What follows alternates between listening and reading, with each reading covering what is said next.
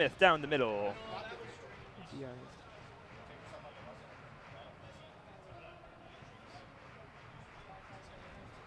Hello and welcome to the Big House here in Ann Arbor, Michigan. I am Daniel Thompson, joined alongside by Jack Molino here for a great day of Big Ten football. The number 19 Michigan Wolverines host the 14th ranked Iowa Hawkeyes in a classic old school Big Ten battle. Iowa right now is on top, is the higher ranked team and higher in their own division standings. So a bit of a flipping of the script. Iowa did know they had a bit of an easier schedule to get to here 4-0 as opposed to Michigan 3-1. But big opportunity for Iowa. They play Penn State next week. That game is a night game in Kinnick, 7:30 kickoff. You got to like their chances to win that one. They could be well on their way to being a top 5 team when they play Wisconsin in November. Yeah. Huge stakes here for Iowa. Kirk Ferentz entering his 21st season. Might be on the verge on another one of those classic Kirk Ferentz seasons where the team, no one really sees them coming at the beginning of the year, but they end up going 12-0 or 11-1 and are in that Big Ten championship game with a chance to go to the college football playoff. Michigan, meanwhile, you can't fall behind. I know Penn State, Ohio State looked fearsome recently. Notre Dame gave Georgia a really good game in Athens. But you can't give up yet. Remember that Penn State team in 2016 who got murdered in one of their first Big Ten games here in Ann Arbor, ended up beating Ohio State at home thanks to a block kick and a little bit of magic, still ended up finding their way to the Big Ten championship game and the Rose Bowl. Michigan cannot give up on this early season, but if they lose to Iowa, they're basically buried in the Big Ten standings. Yeah, and that's a good point, Daniel. It seems like Iowa kind of puts the pieces together every 5 years. Seems like Kirk Ferentz is able to, put everything together. I think in 2012 they had that 11-win season, then once again like 2005. So it looks like Iowa has everything they need this season. A huge win in Iowa State against the in-state rival. But if Iowa's able to win this game and then they have Penn State at home, they have a good chance to win the West. They have to go obviously to Madison and win. But in terms of Michigan, they looked really good against Rutgers last week. It was obviously a weaker Rutgers team, but it looked like Shea Patterson had everything going for him. He was able to get the wide receivers the ball. But the running game is still a question. Zach Charbonnet, only 7 carries. Looks like Michigan's kind of electing to go by the running back by committee. And so we'll see how that works today. But I'm expecting this game to be a little slower. Both teams like to run the ball. But I think if Michigan, if they want to win this game, they're going to need to throw the ball because, Iowa's secondary is a little banged up. If Michigan's able to make their playmakers or allow their playmakers to make plays, I think they have a chance to beat this probably a little slower Iowa team, in my opinion. Iowa winning the toss deferred, so we're going to see the Michigan offense up first. We'll see what Michigan does at the running back position. Zach Charbonnet is going to play in this game most likely, but it is likely going to be running back by committee. He is still dinged up. We saw primarily Christian Turner last week, and he looked pretty good, albeit against Rutgers. It did look like True Wilson was out there for warm-up, so expect him to play today as well.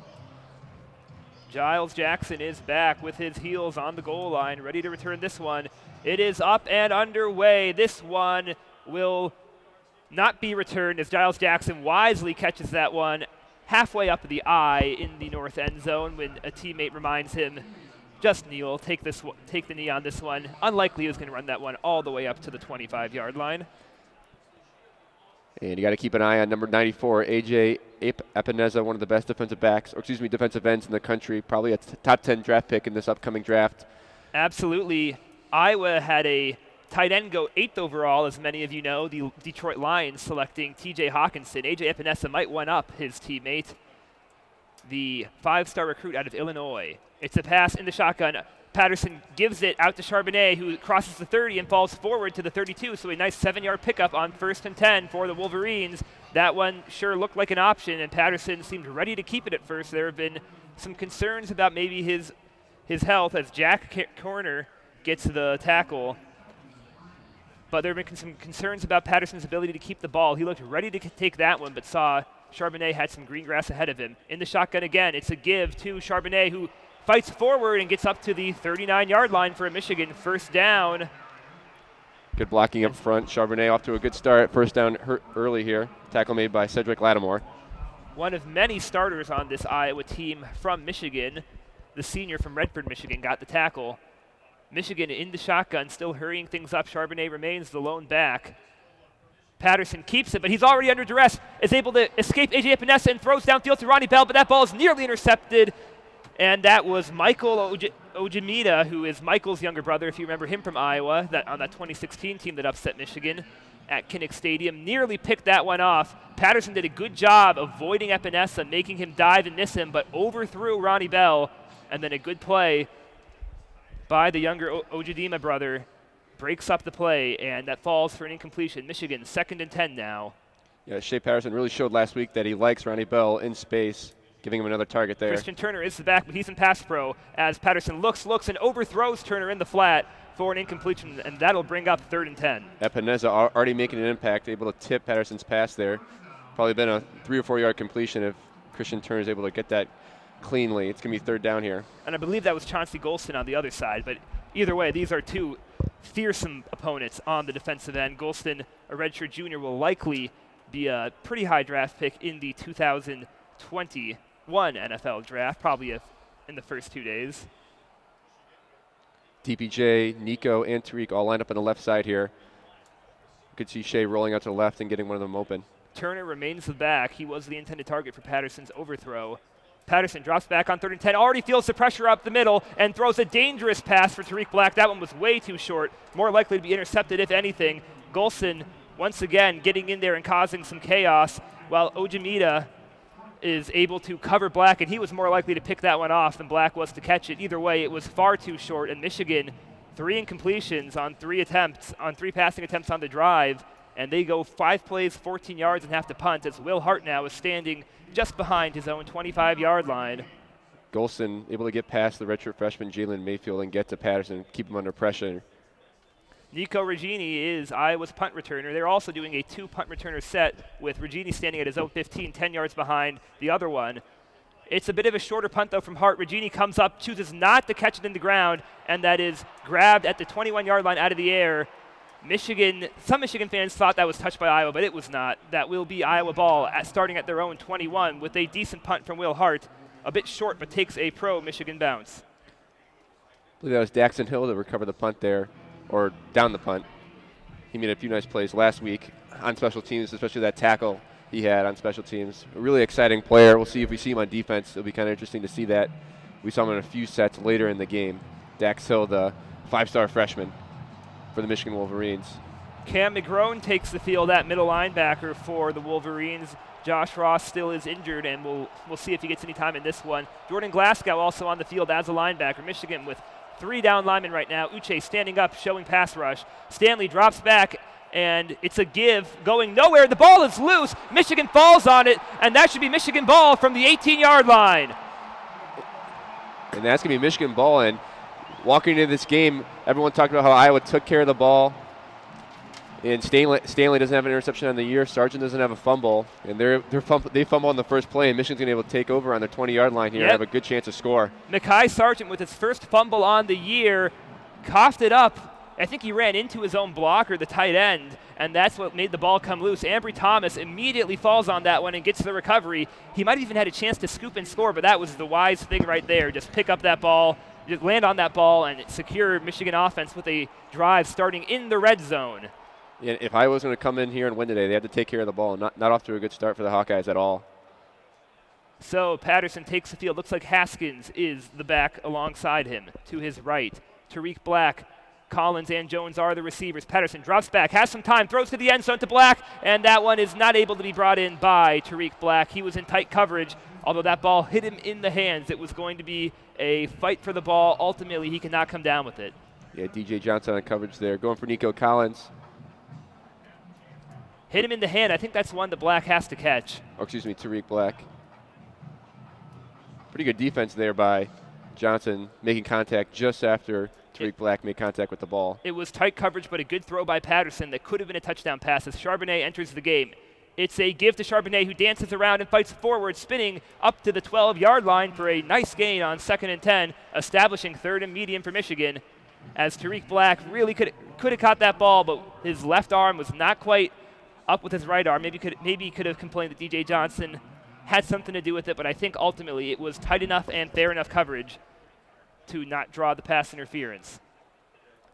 3rd and 4, 13 to play here, still in the first quarter. A lot of football ahead of us, but Michigan could take a 7-0 lead with a conversion on this play and another touchdown from the 12-yard line. 3rd and 4, Patterson drops back, looking, throws it short, but that one is ahead of the sticks and not going to go for a first down as he had Nico Collins right on the 10-yard line and is wrestled down for a 2-yard gain. It's decision time for Jim Harbaugh here, who is sending the kick unit onto the field. Yeah, Michigan offense not off to a good start. Shea Patterson actually had a lot of time there. We didn't see that in the first drive, but decides to dump it off there, unable to get the first down. Yeah, Christian Welch had the tackle, and Patterson has to throw that ball ahead of the sticks. Collins did not have much of a chance to make the play on that one. So from the 18-yard line going for a 28-yarder here is Moody, who sets it up and away. That one is good, way over the uprights.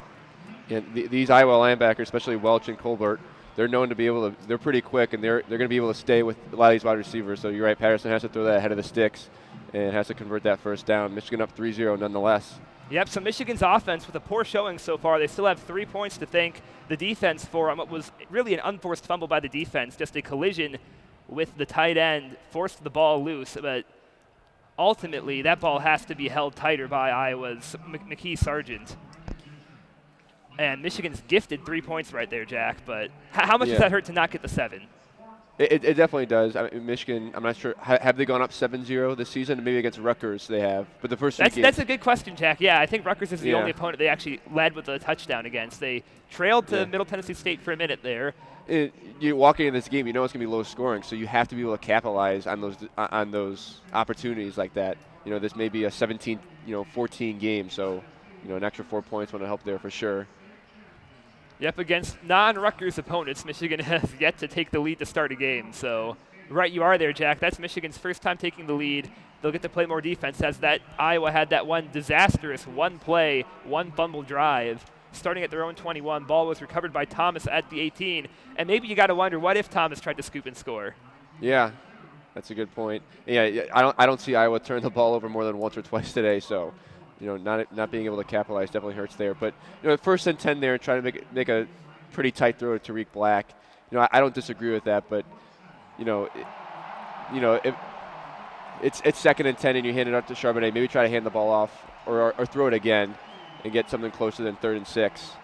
If you're able to hear the crowd erupt here in Ann Arbor, Charles Woodson is standing in the north end zone, being honored for his induction into the College Football Hall of Fame. I believe College Sports Hall of Fame even. He was inducted into the only primarily defensive player to ever win the Heisman Trophy in its 70-year history. Of course, also a very successful cornerback in the NFL for the Oakland Raiders and Green Bay Packers, helping that Packer team win a Super Bowl in 2010 and elected to 9 Pro Bowls. Will be an NFL Hall of Famer in a couple years here once he's eligible. Pumping up the crowd here in the north end zone. Yep, really got the crowd going. It's not the best attendance, which is quite surprising for this Iowa game. Every seat that's not in the student section is full, but the students did not bring their best today. There are some empty seats up in that upper quarter of the seats here in the student section. A little colder weather here in Ann Arbor compared to the previous 3 home games, but still disappointing to see. Maybe some of the students are sitting with their parents here at Parents Weekend. It is Parents Weekend. That could have something to do with the empty seats in the student section. You are right about that. Homecoming weekend as well for the Wolverine alumni here in Ann Arbor.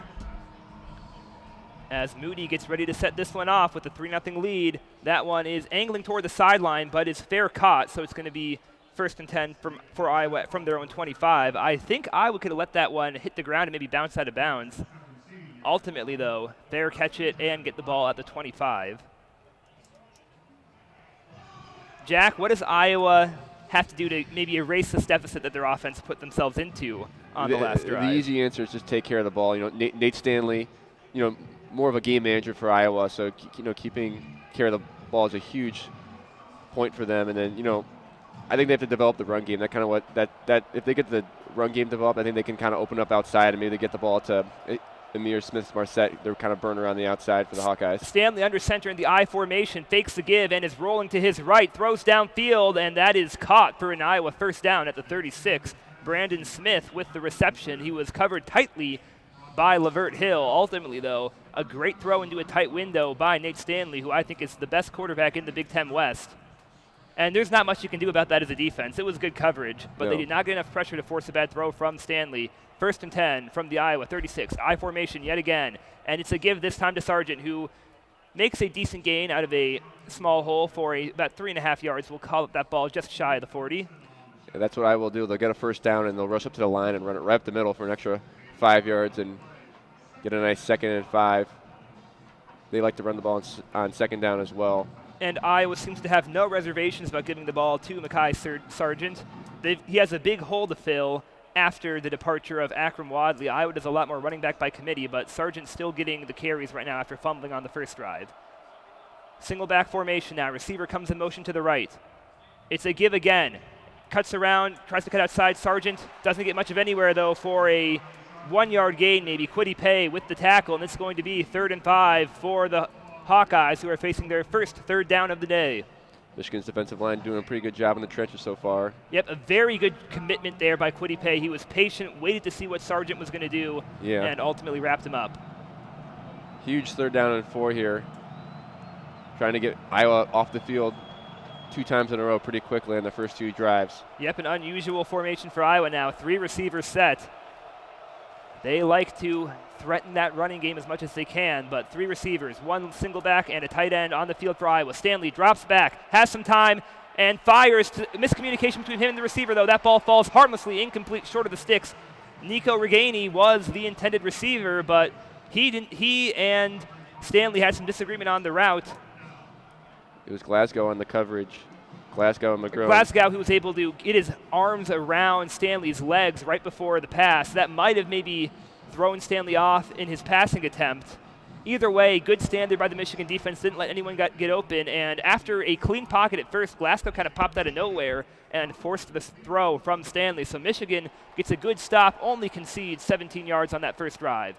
Iowa now up to punt. They've got an Aussie-style punter who booms this one back out of bounds, and that one's going to be spotted at the 25 or 30. That one was way out of bounds. The referee's running up and parks himself right on the 30-yard line. A disappointing punt there from Iowa's Aussie-style punter, Michael Sleep Dalton, out of Geelong, Australia, in Victoria, not far from Melbourne.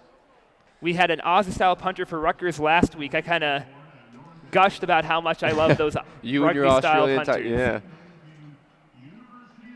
As Michael Sleep Dalton booms that one away, but out of bounds. It was not a bad length on that punt, but it was sailing out of bounds, so only ends up going for about 24 net yards. Now about some of these new faces on defense with Jordan Glasgow and Cam McGrome kind of filling in for some injured players as the season goes on. McGrome was fantastic last week, and Glasgow with a nice play there. Really shows the depth on Michigan's defense for sure. Yep, it's Cam McGrone has done so well in that role, filling in for Josh Ross. He might be the starter when Ross is healthy. He has been phenomenal. Yeah, had a great tackle in Madison that prevented what would have been a touchdown. Ultimately, just delayed the inevitable, but popped out of nowhere to tackle Jack Cohn. He's played really well against Rutgers.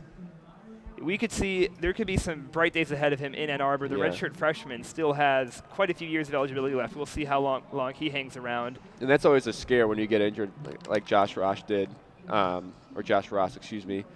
You know, if someone comes in, you know, it's the next man up mentality, especially in college football. So, you know, Cam McGrome showing why, you know, he deserves a spot these last 2 games.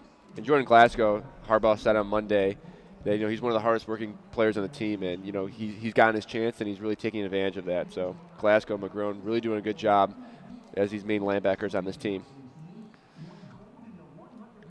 Absolutely. We'll see what the Michigan offense has to say now. They have gotten back toward near full health after some notable starters were missing to start the year. Ryan Hayes filling in for John Runyon, and Donovan Peoples-Jones was absent in the first 2 games as well. He's been out running routes. We have not seen a ball thrown his way yet in this game. I believe Collins and Nico Collins and Tariq Black are the only targeted receivers so far. Christian Turner as well was missed on an attempt, but we now are honoring the NCAA and world champion swim team Yeah, Michigan swimming and diving, one of the most underrated programs in the country. A Yep. lot of national championships for that group. Yep, Michigan bringing out all the former alums who were NCAA national champions and world champions at World Aquatics tournaments or Olympics levels of some sort. Always some athletic alums to honor here in Ann Arbor. As Michigan comes out, single back formation with Haskins once again the lone back. It fakes the give and drops in pass protection. Patterson throws downfield, has Collins, if he can hit him, and connects with Collins for a huge gain out to the 18-yard line.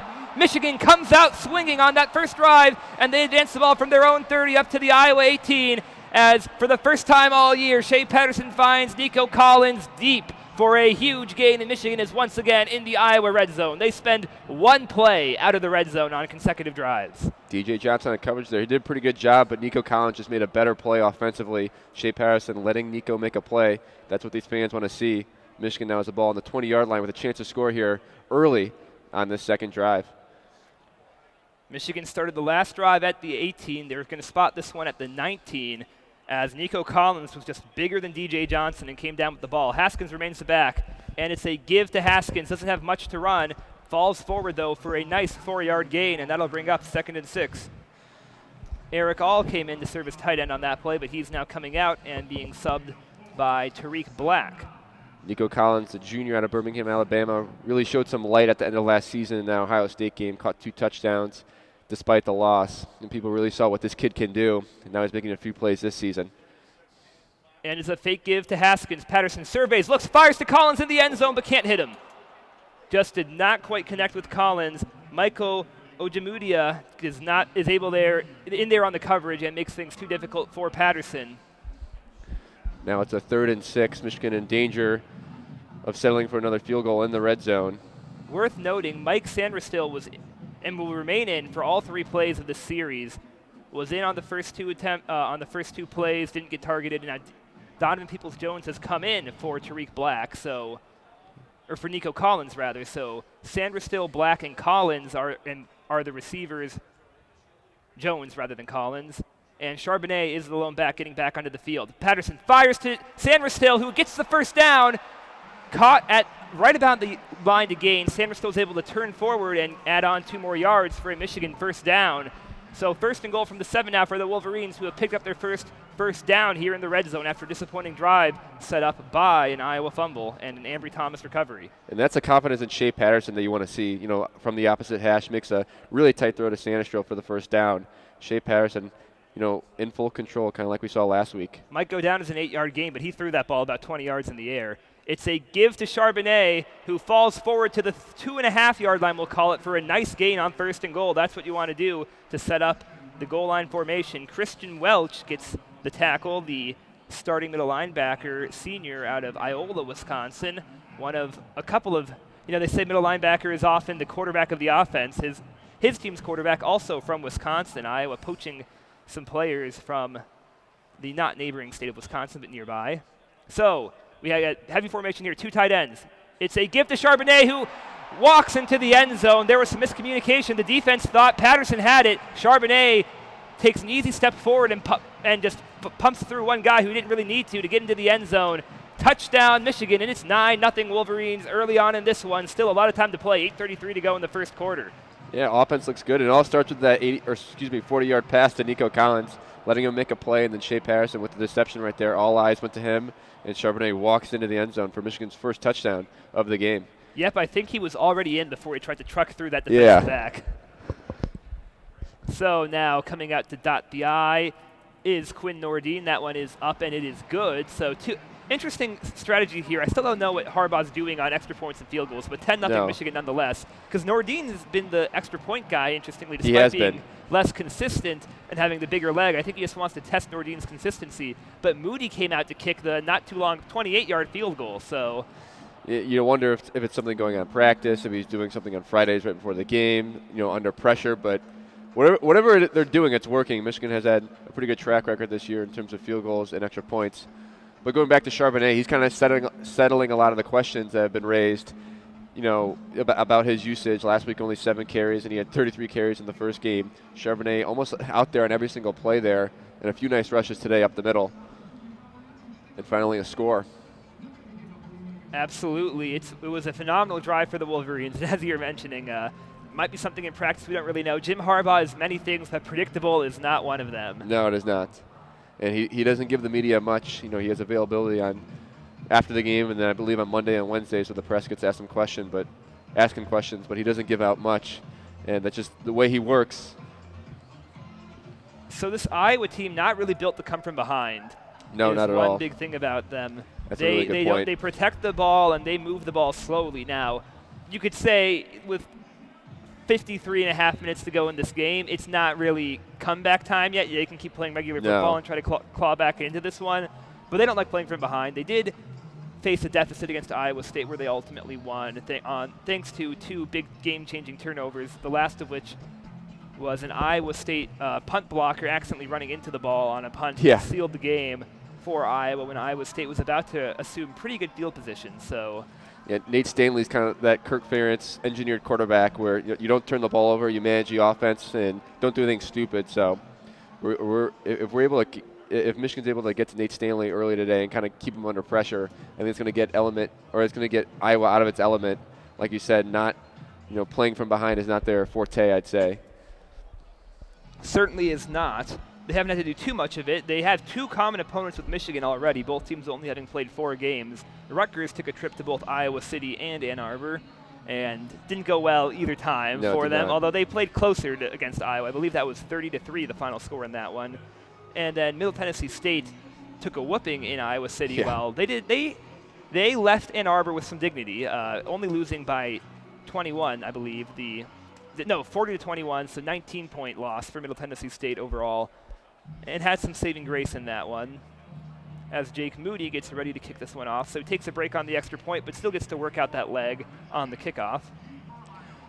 And we'll see if Nate Stanley and the offense for the Hawkeyes are going to maybe look to pass a little more. They tried to develop the run game with Sargent, and he's a pretty good running back, and they got a few guys behind him, but I'd imagine Nate Stanley passes the ball a little more on this drive. Amir Smith-Marset is the kick returner. This one is short, I think deliberately so. Marset decides to return it. It has a hole, though. It gets to the 30, 35. He has blockers, tiptoes his way to the 45 and runs out of bounds between the 45 and 50. Not sure what the plan was on that one, but it was so short. I had to think Moody did that on purpose. He's a much better kickoff specialist than that, but perhaps that was the best he could do on that play. Either way, Marset with a handsome return that they spotted at the 50-yard line. So we're going to call that about a 35-yard return for Marset, which is a pretty standard kickoff return distance, but not when you receive the ball at the 15. No, not at all. That's exactly what Iowa needed. They're able to get the ball at midfield here. So Michigan with some good field position thanks to an Iowa turnover. Now, thanks to a good kickoff, Iowa has the ball at the Michigan 50. The ball just under the point of the M here in the Big House. Single back formation. Stanley has a man over the middle. They try to do that crossing route that has given Michigan so many problems of late, but he misses his target, Tyrone Tracy Jr. Just behind him. He had a couple of yards if he caught that. Brad Hawkins was trailing just behind his man. Probably could have caught up to him after a few yards of damage. However, the ball falls incomplete thanks to a rare mistake from Nate Stanley, and that'll be 2nd and 10. Stanley last 2 plays were right around midfield here, and he had 2 off-target passes. This is the first time Iowa's come to the Big House in 7 years, so Nate Stanley's first game, obviously, in the Big House. Maybe kind of cracking under the pressure here. That's a throw he usually makes. Empty formation here for Stanley. He's all alone in the backfield. 4 wide receivers and a tight end. Stanley drops back. Doesn't have much time, though, and is walloped and sacked. Michigan got to the backfield right away. That was Kwity Paye coming in from the interior and brings down Nate Stanley. Iowa didn't have much of a chance when Michigan's going to get pressure like that. He got right back by Alaric Jackson, Detroit native, who was going to go to Michigan, but there was some trouble with the letter of intent back when Mike Drevno was in charge of the offense. Found his way to Iowa City, where the redshirt junior will likely be picked in the 1st or 2nd round of this year's NFL draft. 3rd and 16 now from the 44. Iowa facing 3rd and long for the first time all day, thanks to a 6-yard sack from Kwity Paye, who cut inside on Alaric Jackson and just gave Stanley a big bear hug. There's going to be a give, and that's not going to go anywhere, not even back to the original line of scrimmage. A whole host of tacklers tackle Mekhi Sargent for a 3-yard gain maybe, or 5 yards rather, given that was 3rd and 16. And a very bizarre play call there from Kirk Ferentz, going ultra-conservative here in the Big House down 10. Not taking any risk whatsoever. you do see that at Kirk Ferentz on third and long a lot. But in a game where you're down 10-0 and you're at midfield, you have an opportunity to take advantage of a good special teams play by Marset. Running the ball doesn't really make much sense there, but Michigan will have a chance to flip the field here and get the ball back on offense. Jones with his heels on his own 10-yard line, ready to receive this punt from Sleep Dalton. And this one's much better than the prior. That one is straight back, caught at the 5, and Jones cuts to his right, tries to make a man miss, and he's got some room. He's at the 25, the 30, has a blocker, 35, and is hit at the 40 and falls down toward the 41. The ball comes out, and Iowa might have got on top of that one. We're going to let the referee sort this one out, but that might be the second fumble of the game as Jones dove to the ground. He might have hit the ground first, but Michigan recovered either way, so Michigan escapes what could have been a catastrophic play. Yeah. Good return from Jones till the very end where he tried to do just a bit too much, and he fought too hard for that extra yard. Not sure if the ball came out, but I think he was tackled from behind where the ball came loose. A great athletic return from Jones, makes a man miss, and then just turns upfield, had good blocking.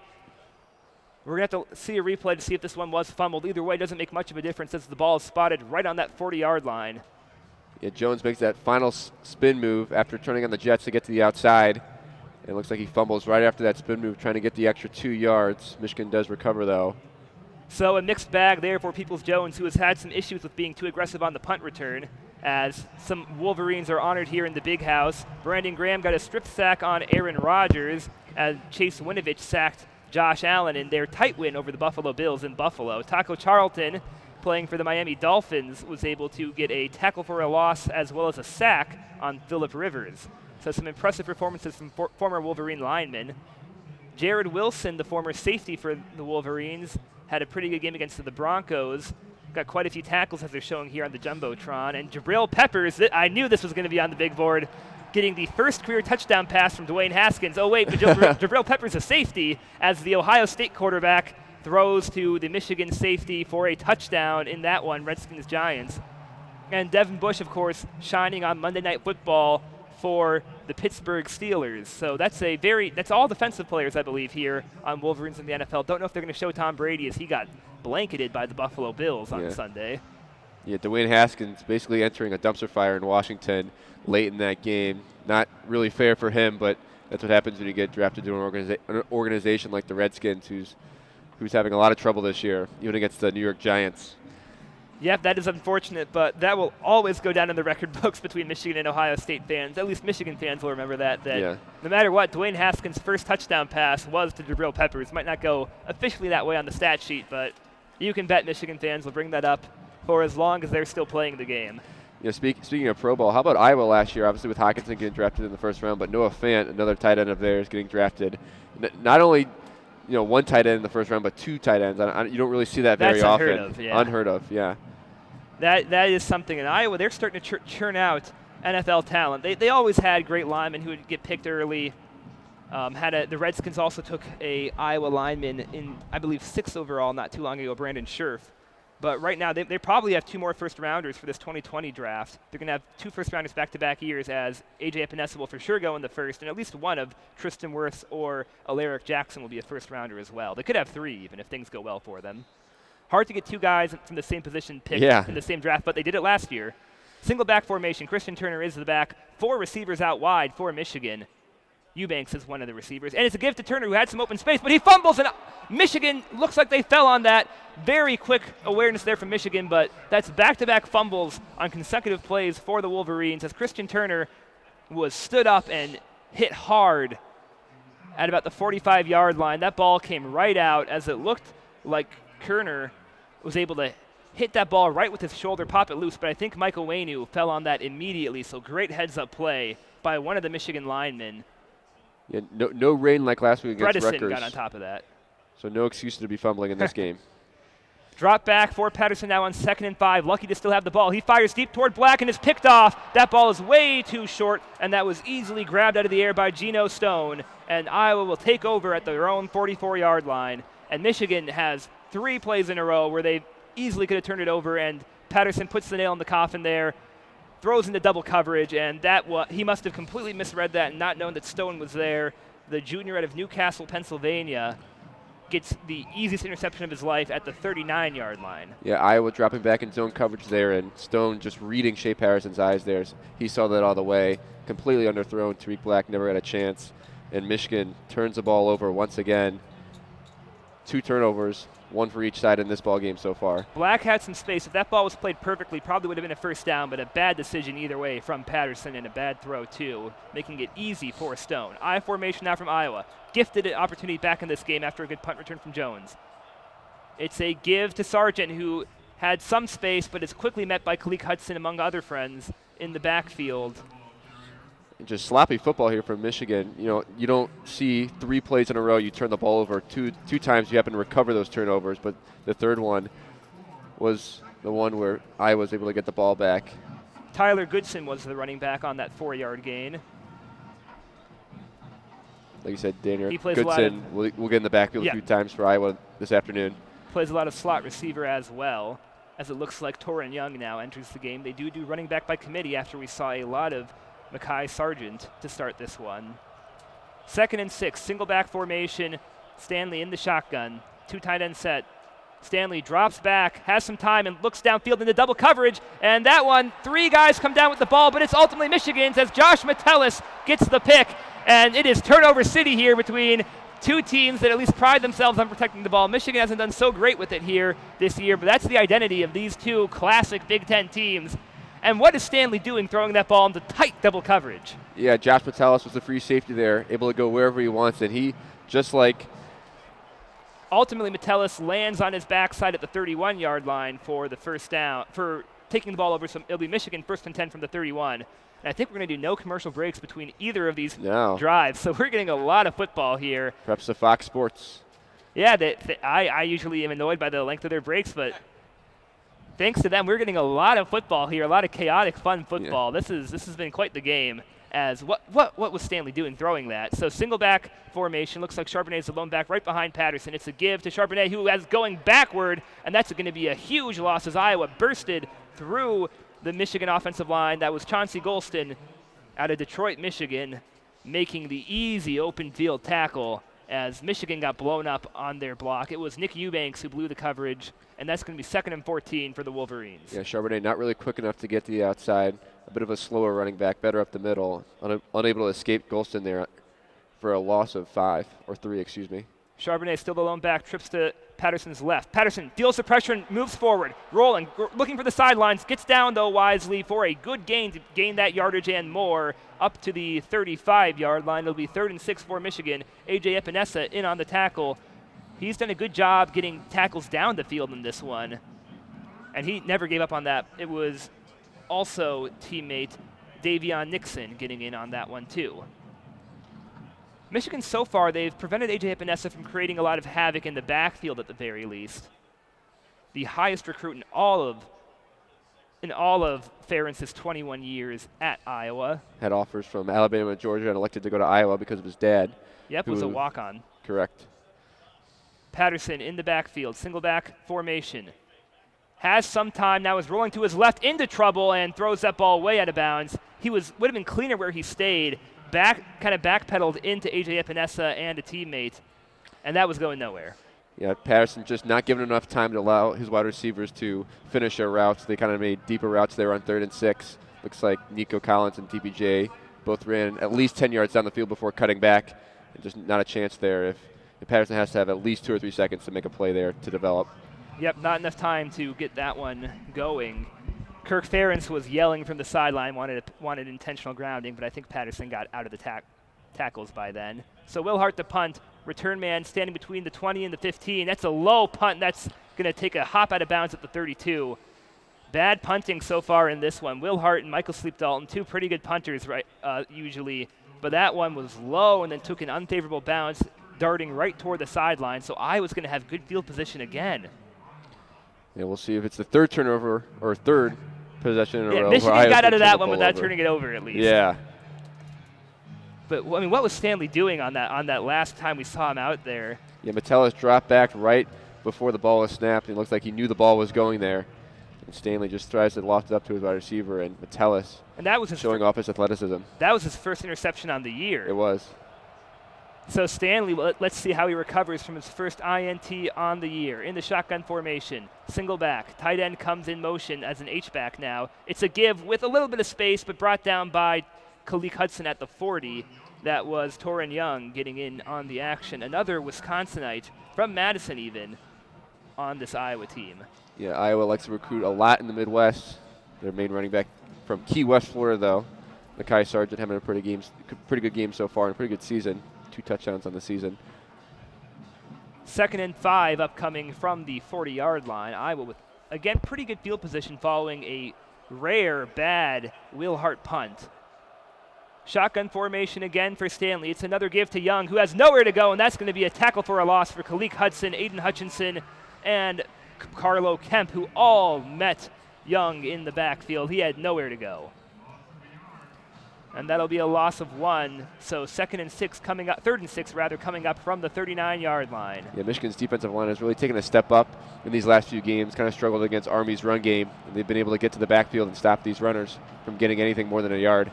And they have not been able to run well on the left side at all. Alaric Jackson definitely does not seem like his regular self. Shotgun formation, 3rd and 6 as the fans get on their feet here in the big house. 3 wide. Stanley drops back, already under duress, fires and gets the first down. Got just what he needed. It might depend on the spot, but I think he found his man just across the 45 for an Iowa first down. And that was good, calm, collected quarterbacking right there to Nico Reganey by Nate Stanley, recovering well on his first pass attempt since his first INT on the year. Yeah, but Reganey makes a stutter step, and we got an injured Michigan football player down at midfield. Can't quite see who it is. I think it's Josh Metellus, but Trainer blocking the numbers, and he looks frustrated, kind of flailing his foot in frustration. He is down away from the play, so I don't think this is related to the tackle or anything. We'll try to see what happened to him.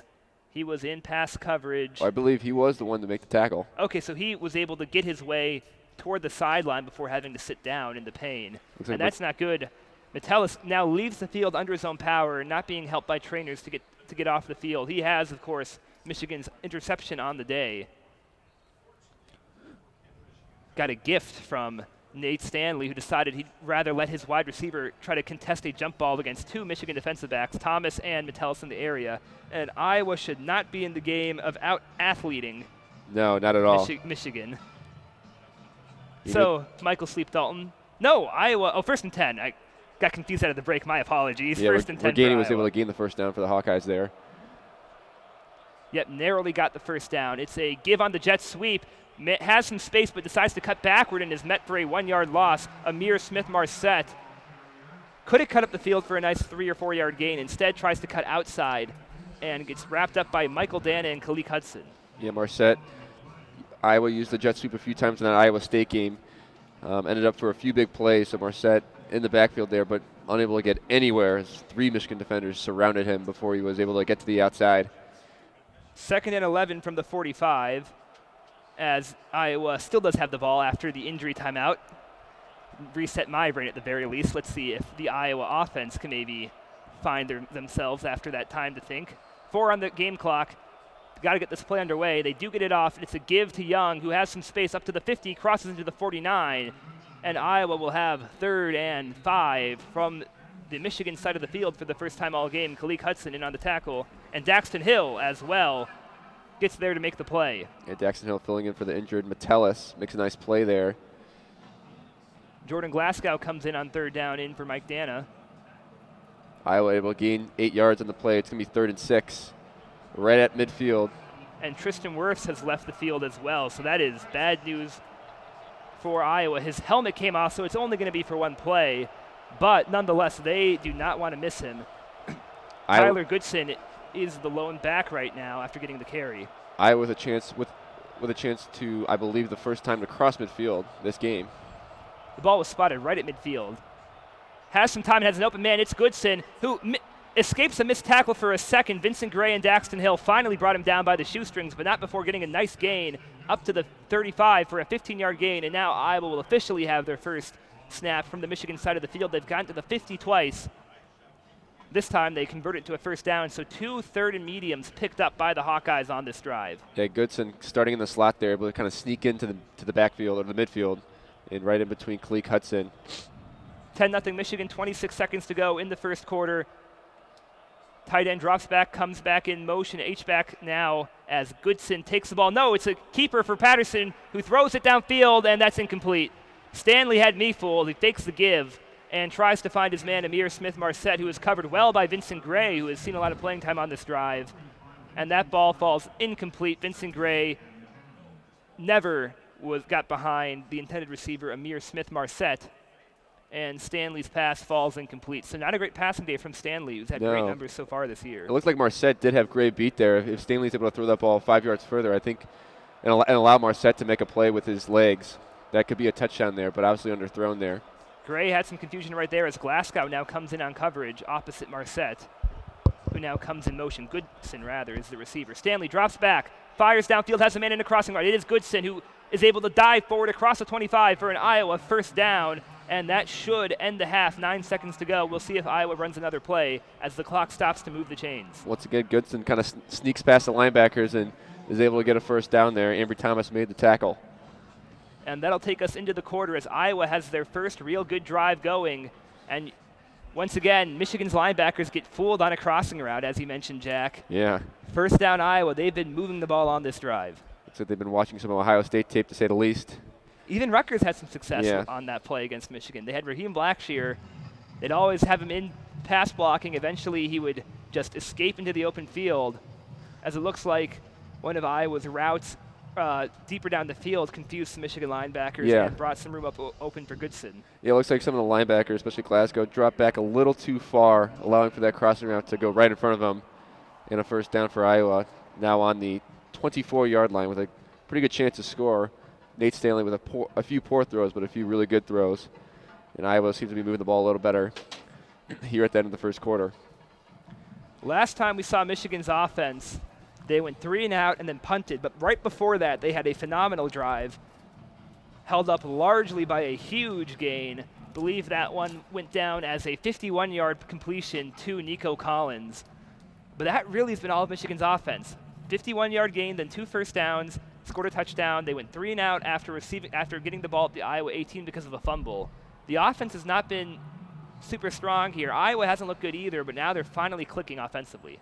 Yeah, pretty sloppy from Michigan so far. You know, Shea Patterson made a few nice throws across the field, and obviously that deep one to Nico Collins, but DPJ with a fumble, Christian Turner with a fumble that was recovered, and finally the pick there by Patterson. You know, Michigan has had a few chances to capitalize, and they've only been able to capitalize on one of them.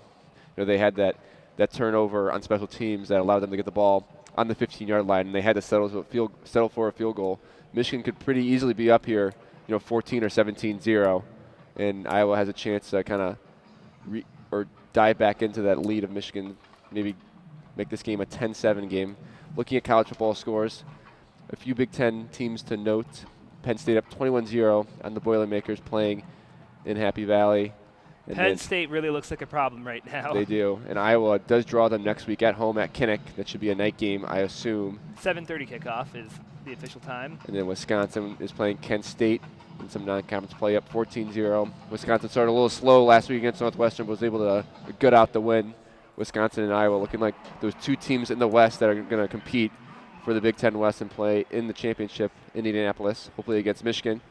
But it could also be Penn State or Ohio State.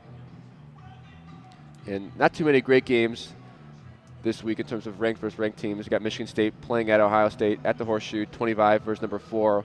Ohio State looks like, as good as anyone in the country, in my opinion. They went to Lincoln, Nebraska, and really showed what they can do. Yep, just crushed the Huskers with a 41-point victory. Only one other ranked matchup, I believe, outside of this one and Michigan State, Ohio State. That's Auburn, Florida. Oklahoma playing at Kansas. Kansas still 0-0, only 7 minutes into the game. Good for Kansas. Yeah, and Alabama's going to be off this week. I believe Clemson is off as well, the number 1 and 2 team in the nation. Yep, not a packed slate of games, but there are a good number of ranked opponents and a couple of other interesting scores. I believe Oklahoma State is down on unranked Texas Tech. And the Longhorns of Texas will travel to West Virginia, and that's always a tough game, despite West Virginia's record this year. Yeah, not an up year for the Mountaineers, that is for sure. Auburn, Florida is the big one. It's Auburn's first time in Gainesville since 2007. Wow. That last game, I remember it was a walk-off field goal that won it for Florida against Urban Meyer's Gators. I despised that team as a kid. And that just blows my mind how long ago that it's been since they played. Because SEC only plays 8 conference games a year, so teams on opposite sides of the conference only play each other every 6 years. Yeah, and there's no rivalries like they have in the Big Ten, like Michigan and Wisconsin, or Ohio State and Nebraska. So well, they do the thing where they protect one across-conference rivalry. That's for all time. Alabama plays Tennessee every single year. Oh, they do? Okay. Iowa takes the field now from the Michigan 24. Single back formation. It's a give to Goodson, who cuts outside, beats Thomas to the edge, and falls forward for a 4.5-yard gain into the red zone, right between the 20 and 19-yard lines. Yeah, Goodson with now 3 plays in a row of positive yardage, really showing what he can do. The freshman out of Georgia. Yep, Goodson. It's a lot of Southerners they have running the ball for the Hawkeyes. They've got Sargent and Goodson from Florida, from the Peach and Orange states. Single back formation, though, which is rare for the Hawkeyes here in their first play from the red zone. They've got trips to Stanley's right and the wide receiver out wide to his left. Way less up 2 tight end sets than usual because they lost 2 first-rounders this past season. Drops back. Stanley has some time to throw all day. Looking. Breaks the pocket. Has a man at the 15. And he's able to skirt forward for the first down before being wrapped up by Lavert Hill and dragged down at the 10. That looked like Nico Reganey was the wide receiver getting involved in this one early. He is also their punt returner. So he's had a busy day. Yeah, Michigan's defensive line has done a pretty good job of getting to Stanley and pressuring, but he had all the time in the world there to make that play and get the first down. Just outside it will be first and goal, excuse me. Yep, first and goal from the 10. 13:56 to play in the second quarter here. Iowa back in the I formation after going empty backfield. Torin Young is the running back. He gets the ball, has a hole, but can't exploit it. A little bit too slow to get to the gap, and Metellus comes up and makes the tackle. We saw him injured not long ago, but he does a good job to quickly close that gap, and Carlo Kemp comes from the behind and takes down Torin Young. A few substitutions here for Michigan. Will be a pretty big stand here for Michigan if they're able to hold Iowa to a field goal. It's second and goal on the 9-yard line. Both starting defensive tackles come off the field there for Michigan, Dwumfor and Kemp. So we have Mike Dana playing across the center right now in a nose tackle type role. Aiden Hutchinson and Quiddy Pay are also down linemen, and Josh Uche is squatting, showing blitz. It's another give to Young from the I formation, who's out to the 4-yard line, falling forward. Do you think this is 4-down territory for Iowa, Jack, as he gets up to the 4-yard line, 3rd and goal from the 4 upcoming? Knowing Kirk Ferentz, I'm going to say no after running the ball on 3rd and 14th. He's shown that he's a conservative coach in the past, and that's just what he does. So I can see him definitely kicking a field goal. I think he knows this is going to be a low-scoring game. I think he has trust in his defense. So I think he's going to take the points here if they're not able to convert here on 3rd and goal. Might be dependent on how many yards they get. They're showing pass right now. Stanley in the shotgun formation. Goodson is the lone back. 3 wide receivers set. We'll see where they go. And the referees blow the play dead right after the snap. It's going to be a timeout from Iowa. So they are going to dial up the right call here on what's probably their most important play of the game. Yeah, without a doubt. Ferentz has to burn a timeout there to avoid the delay of game. We'll see what they draw up. I could see Stanley making a pass here, maybe a play action as well. That'll draw the Fox broadcast into commercial break, but we are commercial-free here on WCBN Student Radio, 88.3 FM Ann Arbor. And WCBN has some coverage of a few games tomorrow, including volleyball and field hockey, I believe. And exhibition hockey. Wow, good big day for WCBN Sports and a big weekend. Obviously coverage today of Michigan football versus Iowa here at the Big House. Yep, I'm not sure it counts as a triple header if the broadcasts are overlapping, but I don't think so either. But still, 3 Michigan athletic events to listen to on WCBN Sports. Alex Streen and Andy Laidlaw will have the call in the second half. I'm here with Daniel Thompson, my play-by-play guy. I'll be the caller today. Michigan up 10-0 here with 12:25 left here in the first half. Not a very clean game from either teams. Iowa's known as a clean team, but they're not showing that today. 2 turnovers already, 1 on special teams, and then Stanley throwing an ill-advised throw. That ended up being a pick by Josh Metellus, giving Michigan the ball. But, the story of the game, Michigan's not able to capitalize on these plays.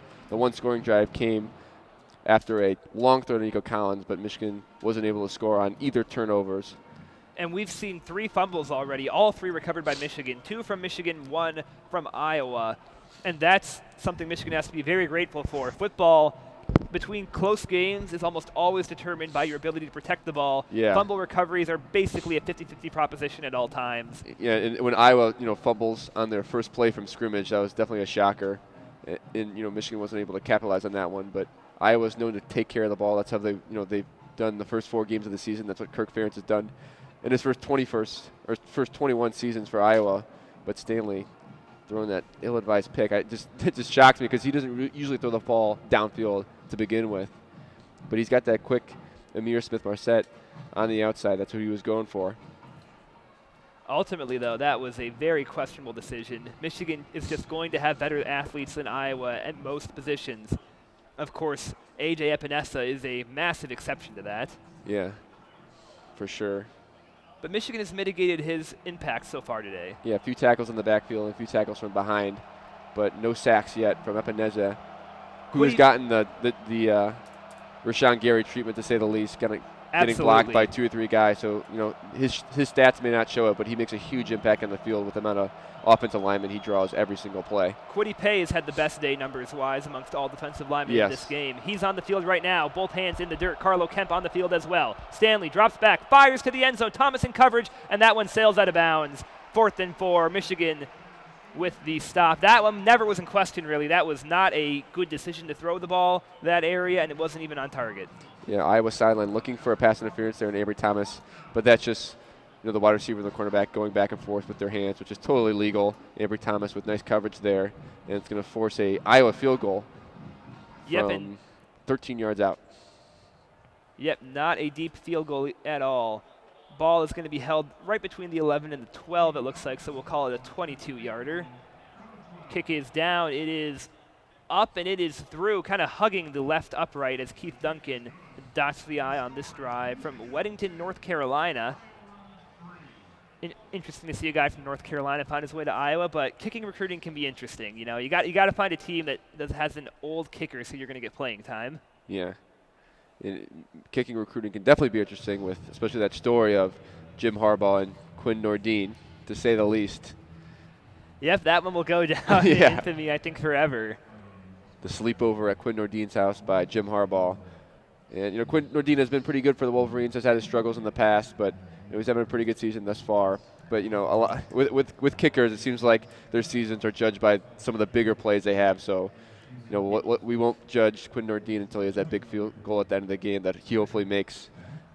In his first game as a true freshman, he had an awesome game. He was like, he did. I think he was 3 for 4 with all kicks being 45-plus yards against Florida in Jerry World in Fort Worth. That was quite the start to his career, Arlington, Texas, rather. But an interesting saga for him. Keith Duncan not really tested there. Jake Moody to get the one Michigan field goal as they have that ongoing kicker battle that's not been settled at all so far. No. Moody has Nordine rather has 1 miss on the year from deep. In all my years of watching football, I've never seen that before. No. You watch the pro teams; all 32 teams have their guy. And they don't even roster a second guy, to be honest. And if someone gets injured, they move them and then they sign another guy. We saw that with New England, Gostkowski getting injured for the Patriots. But Michigan, you can obviously roster more guys than college football and the NFL, actually using both kickers literally on every single play. Just an interesting strategy there from Harbaugh. I mean, it seems to be working. No problems from the place kicker or kickoff squads yet. And interestingly, both teams that might be kicking themselves, they left a touchdown on the board. 2 red zone drives falter with good defensive stands in the red zone, as Michigan on their second drive of the game, first scoring drive, started at the 18, couldn't even get a single first down, had to kick a field goal. Yeah. Iowa, meanwhile, they were on a very long clock-consuming drive, still 12-18 to go in the second quarter. But that started with a bit of time to go in the first. Yeah. And they just moved the ball 1 first down at a time down the field. Ultimately could not punch it in from the red zone, though. And that was their killer against Iowa State, the reason why that game was so close. I believe they kicked 4 field goals against the Cyclones. They did. That's never something you want to do. You got to turn those field goals into touchdowns. And a lot of them were short field goals. Keith Duncan has not been tested a lot on the year. Yeah, Michigan had that problem with red zone efficiency 2 years ago with Wilton Spate, unable to convert in the red zone. They've done a pretty good job of that this year in terms of red zone efficiency, but they're not getting in the red zone enough to begin with, in my opinion. Yep, that's been the issue. They've done a pretty good job once they get there. Yeah. Shea Patterson and Joe Milton looking good, keeping the ball in the red zone. Yeah. As the ball falls off the tee there for the second time in a row, if it falls off one more time, they're going to have to hold it. Oh, they will go hold it now. Looks like Nolan Donald is going to be the holder for the Iowa Hawkeyes. And we are just about to get this one underway. Caleb Shudak is the kickoff specialist for the Hawkeyes. Gets that one up, and that's going to land at about the 10. It is caught by Giles Jackson, who cuts the 20, going forward to the 25-28, tackled by the kicker, and brought down at the 29. So a decent return from Giles Jackson. Gets Michigan ahead of the 25. Still with a lot of time to go here in the first quarter. It was a slow-moving first quarter. Still 12 to go in the second quarter because of all the turnovers. Yeah, for sure. 3 turnovers on this game in total. 1 for Michigan, 2 for Iowa. And that's why Michigan's up 10-3 right now. Yeah. Would be 7-3 if not for the one Iowa turnover. And Michigan, a huge chunk of their offense coming on that one 51-yard play. So Michigan will start at the 30-yard line. See what Shea Patterson and company can do on this drive. Single back formation, 3 wide receiver set, Patterson in the shotgun. It's going to be a give to Turner, who falls forward for a modest gain. We'll call it 5 yards when the pile clears out. Actually, Charbonnet on the way. My apologies. That was Charbonnet getting the carry from the opposite side of the field from our point of view. So 2nd and 6 we're going to spot it at. Still 3 receivers set right now. Nick Eubanks, the tight end, lined up off the line of scrimmage. Charbonnet remains the back. Patterson fakes the give and fires downfield to Eubanks, who has the first down. That was tight coverage by Kerner, but Eubanks caught it ahead of the 40 to the 42 for a Michigan first down. Yeah, Patterson doing a good job of staying in the pocket despite the pressure from Colbert, the linebacker, doing a good job of taking the hit there and finding Eubanks right up the middle for a first down. So first down Michigan from the 42. Eubanks getting involved in the passing game early here. Charbonnet remains the lone back, and now he is kicked out wide. True Wilson, rather, running an arc route. Patterson hits Ronnie Bell down the field. That one is close to a first down, but they say he didn't catch it. Lost contact with the ball as he went to the ground. Ronnie Bell's first target of the day falls incomplete. And you got to hold on to that one. That's an unfortunate drop there for Ronnie Bell. Tight coverage from Geno Stone, who had the pick off Patterson earlier today. Yeah, rare drop there from Ronnie Bell. He's had great success so far this season, even with some poor throws from Patterson. Unable to hold on to that one. That would have been a nice first down for the Wolverines to get across midfield. The usually sure-handed Bell drops what would have likely been a first down. And now Patterson is running out wide. Charbonnet takes the snap and goes nowhere, right into a wall. And you can throw that play away. Yeah, they brought Ben Mason in there to do some blocking, but Charbonnet unable to follow Ben Mason's blocking, and it's going to be a gain of 0 yards. It's going to be 3rd and 9 for Michigan after a drop and a poor play there. I don't think Patterson drew any coverage from a defensive back. I don't think he did either. They just let him do his thing standing in the backfield out by the Iowa sideline. So, well, throw that one away, move on, and design a new trick play for next week is my advice there. Seems like more of a 2nd and 3 play instead of a 2nd and 9 play. Patterson pitches it back to Charbonnet, has trouble with it, but now has some green grass ahead of him. Can't make it, though. Tackled at his own 46 as a great play by Geno Stone. He came out of nowhere. Looks like Charbonnet had some room. Ultimately not quick enough to beat Geno Stone to the gap and is wrapped up for a modest 3-yard gain. That brings up 4th and 6 as Patterson's pitch to Charbonnet wasn't exactly on target. Might have slowed Charbonnet down just a bit, but that play ultimately did not have the downfield blocking to give it any chance. Yeah, Epineza almost got his arm out there and was able to pick off that pitch there from Patterson, which would have been essentially a pick six, but Patterson able to get it to Charbonnet, but Geno Stone making an open field tackle and now turning the ball over and downs, forcing a punt for the Wolverines. Will Hart had a terrible punt on his last appearance. We'll see if this one's any better. Looks really good and goes too far into the Michigan north end zone. That one traveled over 60 yards in the air, maybe close to 70. Yeah, it almost came off his foot like a spiral. Goes right through the wind and into the end zone for a touchback. It's only going to go down as 44 net yards. Not an ideal punt given where you are in the field. You want to try to pin him inside the 20, but it's not obvious attempting to pin situation right there. That one didn't even land in the field of play, though. Hits the eye of the Michigan text here in the north end zone. What a boomer right there from Will Hart. Michigan, once again, unable to find rhythm on offense. A nice play to get a first down to start the drive, but a drop from Bell and then a blown-up trick play on Charbonnet, and then finally a pitch play that didn't work. Michigan definitely opening up the playbook a little more than they have in the first 2 games, or the first 4 games, excuse me, but just nothing working there. Through 20 minutes of play, Michigan has 10 points, so on pace for about 30. That's a good number against Iowa. But the offense has almost entirely relied off that one deep bomb to Nico Collins. 51 passing yards right there. They have 118 total yards on the day. That's alarming for Michigan going forward. I'm not sure if they're going to be able to move the ball outside of maybe 1 or 2 big chunk plays. No, not at all. And Iowa just making a really good stand here, going down 10-0, and Michigan had a chance to open it up and maybe make it 17-0, but now Iowa with the ball on their own 20-yard line. If they get a good drive here, they can tie the ball game up before halftime. 9:36 left here in the second quarter. And classic Kirk Ferentz game, in my opinion. Really is. And Jack, you and I discussed before the game, Iowa State was able to succeed offensively against Iowa through long passing games, and that's what we've seen from Michigan. Their touchdown drive did not come on a touchdown pass, but on a short Charbonnet touchdown run, but was set up because of a 51-yard gain. That probably was the most impactful play of that drive. And Patterson has had time, unlike the Wisconsin game, in the pocket to make those throws. So you wish to see a little more downfield throwing from the Michigan offense. They tried it once and they got it from Collins, so might as well try it again. Just we didn't see it in that last drive. But just a really disappointing drop from Ronnie Bell. I feel like if they were able to get across midfield, they could have gotten the no-huddle offense and kept on moving the ball. But a critical drop there from Bell, and Michigan is forced to punt for the 4th time this game. And you are right, though. Michigan has at least established the running game. They've gotten the linebackers to hesitate just a little bit and buy Patterson those crucial extra seconds to let a downfield play develop. It worked, and I think you're right. Michigan has to go back to that again next drive if they want to stay ahead of this game. Couldn't expand on the lead, and now for the first time since early in the first quarter, Michigan's defense is on the field knowing if they give up a touchdown, it's going to be a tie game again. Yeah.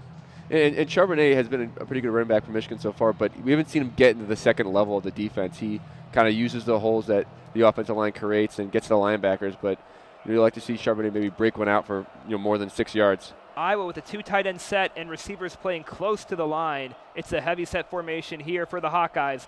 Lone running back in the backfield. Stanley rolling to his left, surveying. Great coverage downfield. He has to throw that one away. Yeah, Michigan defense doing a great job of covering Marset downfield and Brandon Smith. Coverage on there by number 20, Brad Hawkins. So Michigan really doing a good job in the secondary this game of keeping those Iowa wide receivers in check. Phenomenal job on that play. Stanley had a lot of time to throw, but ultimately nothing doing anywhere on that one. A designed rollout there, exactly what Kirk Ferentz wants. Give Stanley at least 5-6 seconds for the play to develop, but Michigan's secondary holding up on that play. Empty set now for the Hawkeyes. 3 wide receivers and a tight end out there.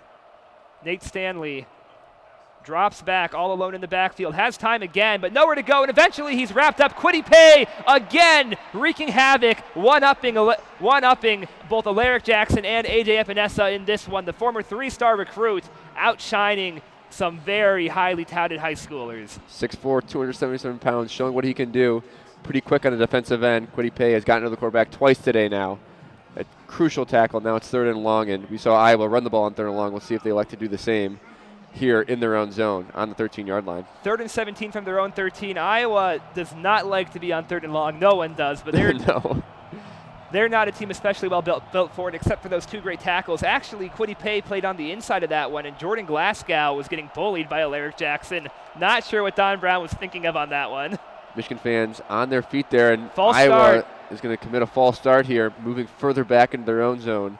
Michigan with a really good chance to flip the field position here. Going to be 3rd and 22 now from their own 8. That's the first penalty of the game on either side. That false start by Iowa. Now move back to their own 8-yard line, kind of backed up against their own end zone. And the Jumbotron right now has a sign that says, "Iowa needs silence to hear play calls. Please respond." Kind of a quiet game, a few turnovers. Michigan fans have gotten a little excited, but this is the first time we've seen the Big House on their feet. And they got loud and drew Tristan Wirfs to commit the false start there, the future first-round offensive tackle. 3rd and 22 from the 8-yard line. What does Iowa have to do here? Stanley drops back, standing in his own end zone, fires downfield, has a man, and he got it. Fell down with the ball at the 43, and that is an unacceptable lapse by Michigan. Brandon Smith with the huge reception, his first of the game, is able to beat Lavert Hill, and Lavert Hill is hurt. Smith landed on him, and Lavert Hill is down in pain. He is working his way up right now, though. I think he might have just had the wind knocked out of him, but you never know when a guy gets landed on. Nate Stanley, though, facing huge trouble, risk of a safety, a pick, any kind of disastrous play right there. Not only gets his team more yardage, but a huge gain on 3rd down. It's going to be 1st and 10 from the 42 after the injury timeout. Yeah, if I was able to score on this drive, and that's going to be a play that you're going to look back on and say that's a key play in this game. 3rd and 20 in your own zone, letting Brandon Smith, who has 3 touchdowns on the season, make a play over Lavert Hill. We were questioning Stanley's arm earlier in this game, but how about that throw from Stanley? Unbelievable, on the money. Not bad coverage from Lavert Hill. No. He let Smith get a half a step on him, but he forced Stanley to have a good throw, and Stanley put it right on the money. That was a dime. You got to hope that Lavert Hill is all right. He landed hard on his left elbow. You would hope maybe he just hit his funny bone hard, and that's causing him some pain, but right now it's hard to diagnose that one. So we'll probably see maybe Dax Hill fill in for the injured Lavert Hill on the near side, which we do. Yep, that's Vincent Gray. Yeah, so Vincent Gray coming in. Josh Metellus was able to make his way back after the injury earlier in the first quarter. So Iowa, they really flip field here in silence to the big house. Yeah, what a play by Nate Stanley. Staying in the pocket, letting the play develop, and making a dime. At the very least, doing a huge job to flip field position, even if Iowa can't gain another first down here. So, single back formation. Looks like Sargent is back in the game now. Iowa brings a tight end in motion, lined up as an H-back now. Gives it to Sargent. No, it's a good play action, and they have some separation here, throwing to the sideline. And did he catch that? Pass interference is going to be called either way, but Amir Smith-Marset made an amazing play while being blanketed by Vincent Gray. Likely was a pass interference on the defender, but he fell to the ground and tried to catch that one off Gray's back. Ball fell incomplete, but they're going to rule pass interference on Michigan. And Marset able to beat Vincent Gray, who just came in. Vincent Gray on the outside, yeah, using his speed. So Vincent Gray has clearly established himself so far this year as the number 3 cornerback behind Lavert Hill and Ambry Thomas. But in the first play without Lavert Hill in there, he gets burnt. And an underthrow by Stanley ends up drawing the pass interference anyway. Gray never turned his head and was making contact with Smith-Marset through the ground. A classic face guarding penalty right there. And it's going to be 1st and 10 from the 43-yard line now for the Hawkeyes on the Michigan side of the field again. And the most disappointing part about that is that's probably not caught anyway.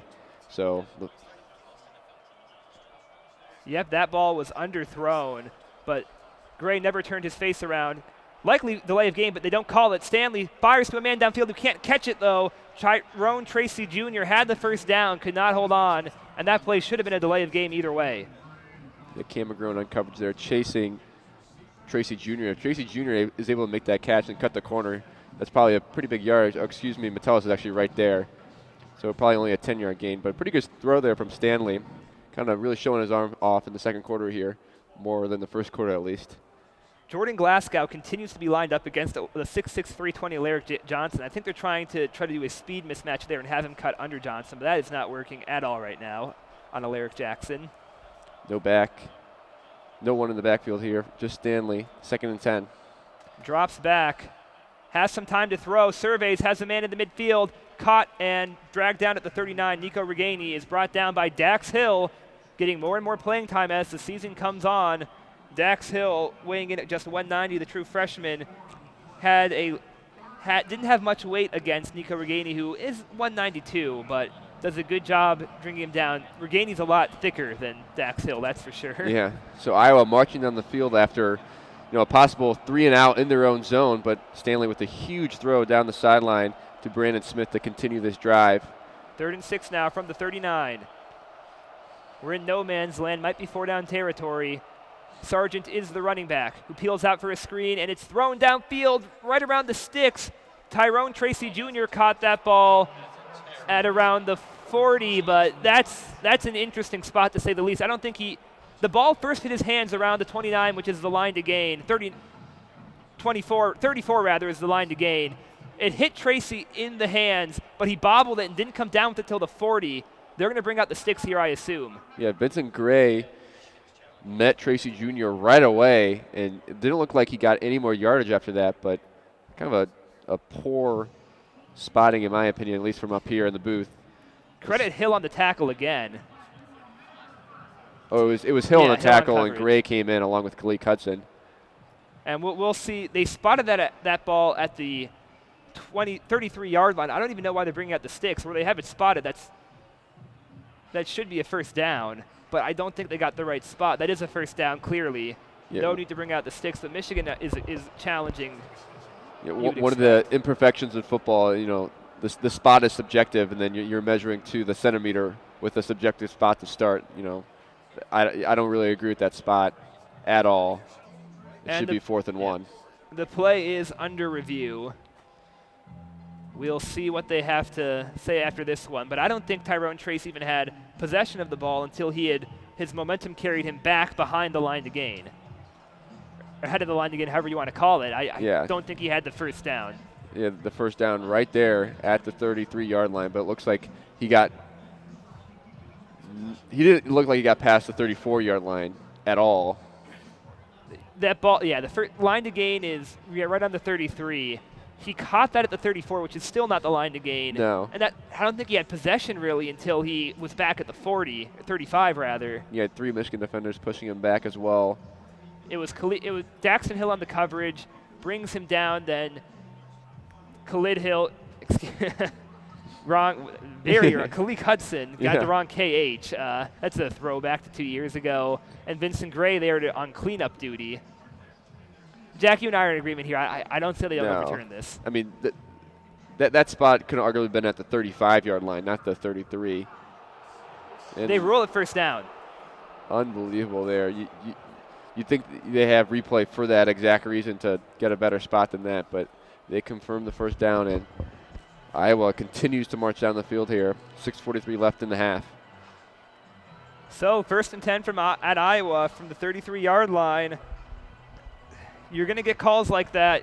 Michigan's recovered all 3 fumbles in this game.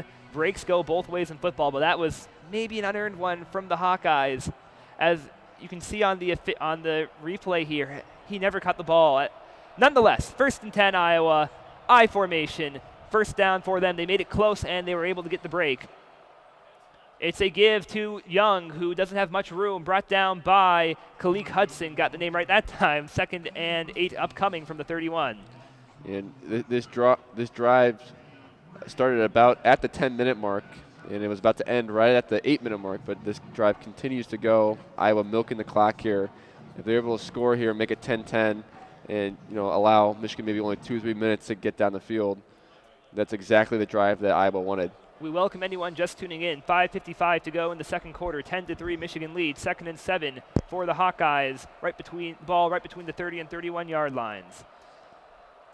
Goodson is the running back. Stanley drops back. Under duress. Has to fire that one toward nobody, and that should be intentional grounding. We'll see what the call is. No flags yet. It's just incomplete for the time being, and we see one now. The back judge comes in and calls what was obvious to all 110,000 fans here in the big house. That was intentional grounding. Yeah, Nate Weeding was the only receiver in the area, but he wasn't really even in the area as Stanley was just trying to get rid of that ball.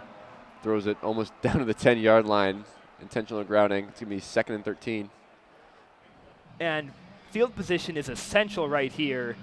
It was 2nd and 7 from the 30. That's going to bring him all the way back now to the 37. So 3rd and 14. I forgot to loss it down. Yep, loss of down and loss of yardage to where the QB was. Multiple Michigan pass rushers collapsing it on Stanley. He had to throw that one away, but that was toward no one. Be a 54 or 55-yarder from right here. So Iowa might just be looking to gain 10 yards here and set up a better field goal. Let's see if Michigan secondary can make a play here. I'm guessing a Stanley throw. They already converted to 3rd and 22, so you never know on this drive. Stanley dropping way back. He throws into double coverage, incomplete. That one never had a chance. Michigan makes the stand on their third down of the drive, finally covering on a 3rd and long, and it will be 4th and 14 for the Hawkeyes. Yeah, Metellus and Gray there covering the speedy Marset on the outside. Stanley once again rolling out to the right, but just nowhere to go with that ball, and we'll see if Iowa brings out the kicking team or decides to punt here on 4th and 14. I would have to think a punt, given how much time's left in the half. They want to prevent a long Michigan drive to end it, want to get Michigan pinned against their own goal line and quickly get the ball back with 5:36 to play.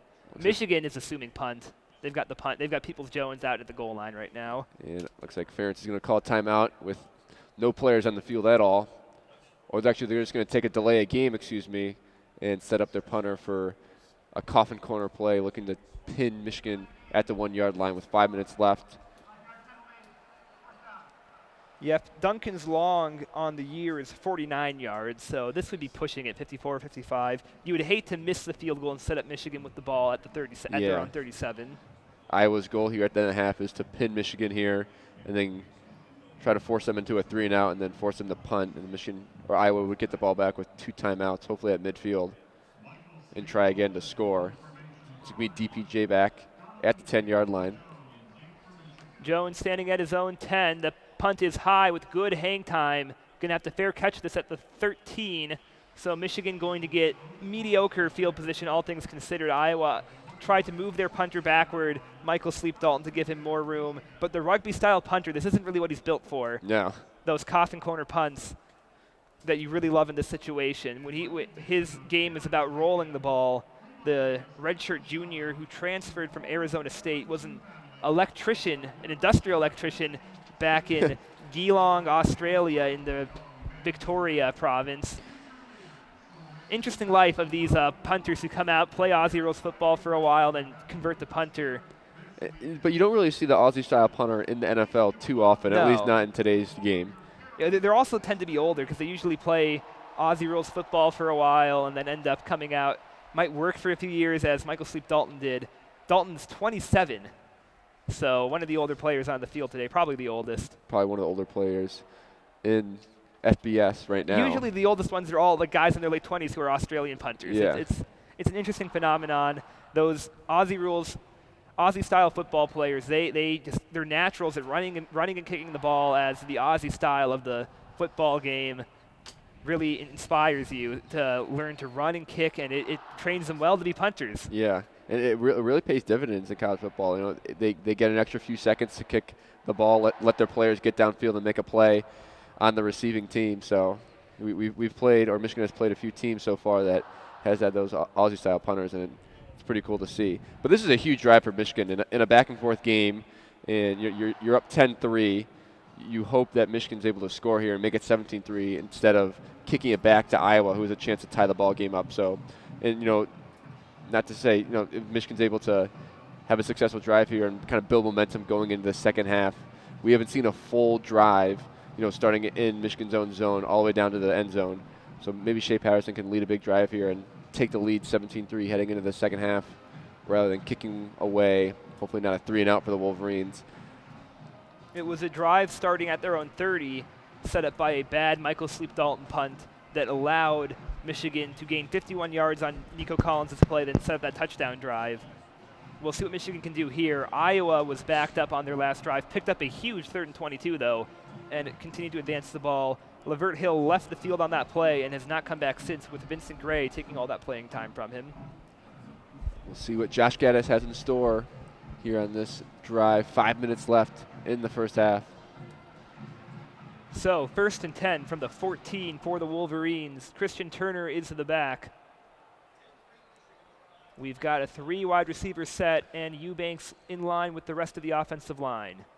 Jones on Patterson's far side. It fakes the give. Patterson has all day to throw, but now is finally met by A.J. Epinesa, and you knew he was going to make his name known at some point today. He was well covered by Michigan for a long time. Patterson held on to that ball for a very long time, as John Runyon did a great job against A.J. Epinesa for so long, but you can only ask your lineman to block for a while. A.J. Epinesa eventually just shucks John Runyon. And Shea did have DPJ downfield there, unable to pull the trigger on that throw. 2nd and 8 from the 16 now. Patterson standing in his own end zone, gives it to Turner, who catches the ball at the 1 and tries to cut up field for maybe 1 or 2 yard gain. That's not a great play on 2nd and 18. And just like that, in the snap of a finger, Michigan sets itself up in a 3rd and 18 after a sack and an unsuccessful check down. And Michigan is now in position to punt the ball back to Iowa at midfield. And like I said, this is a huge drive, I believe.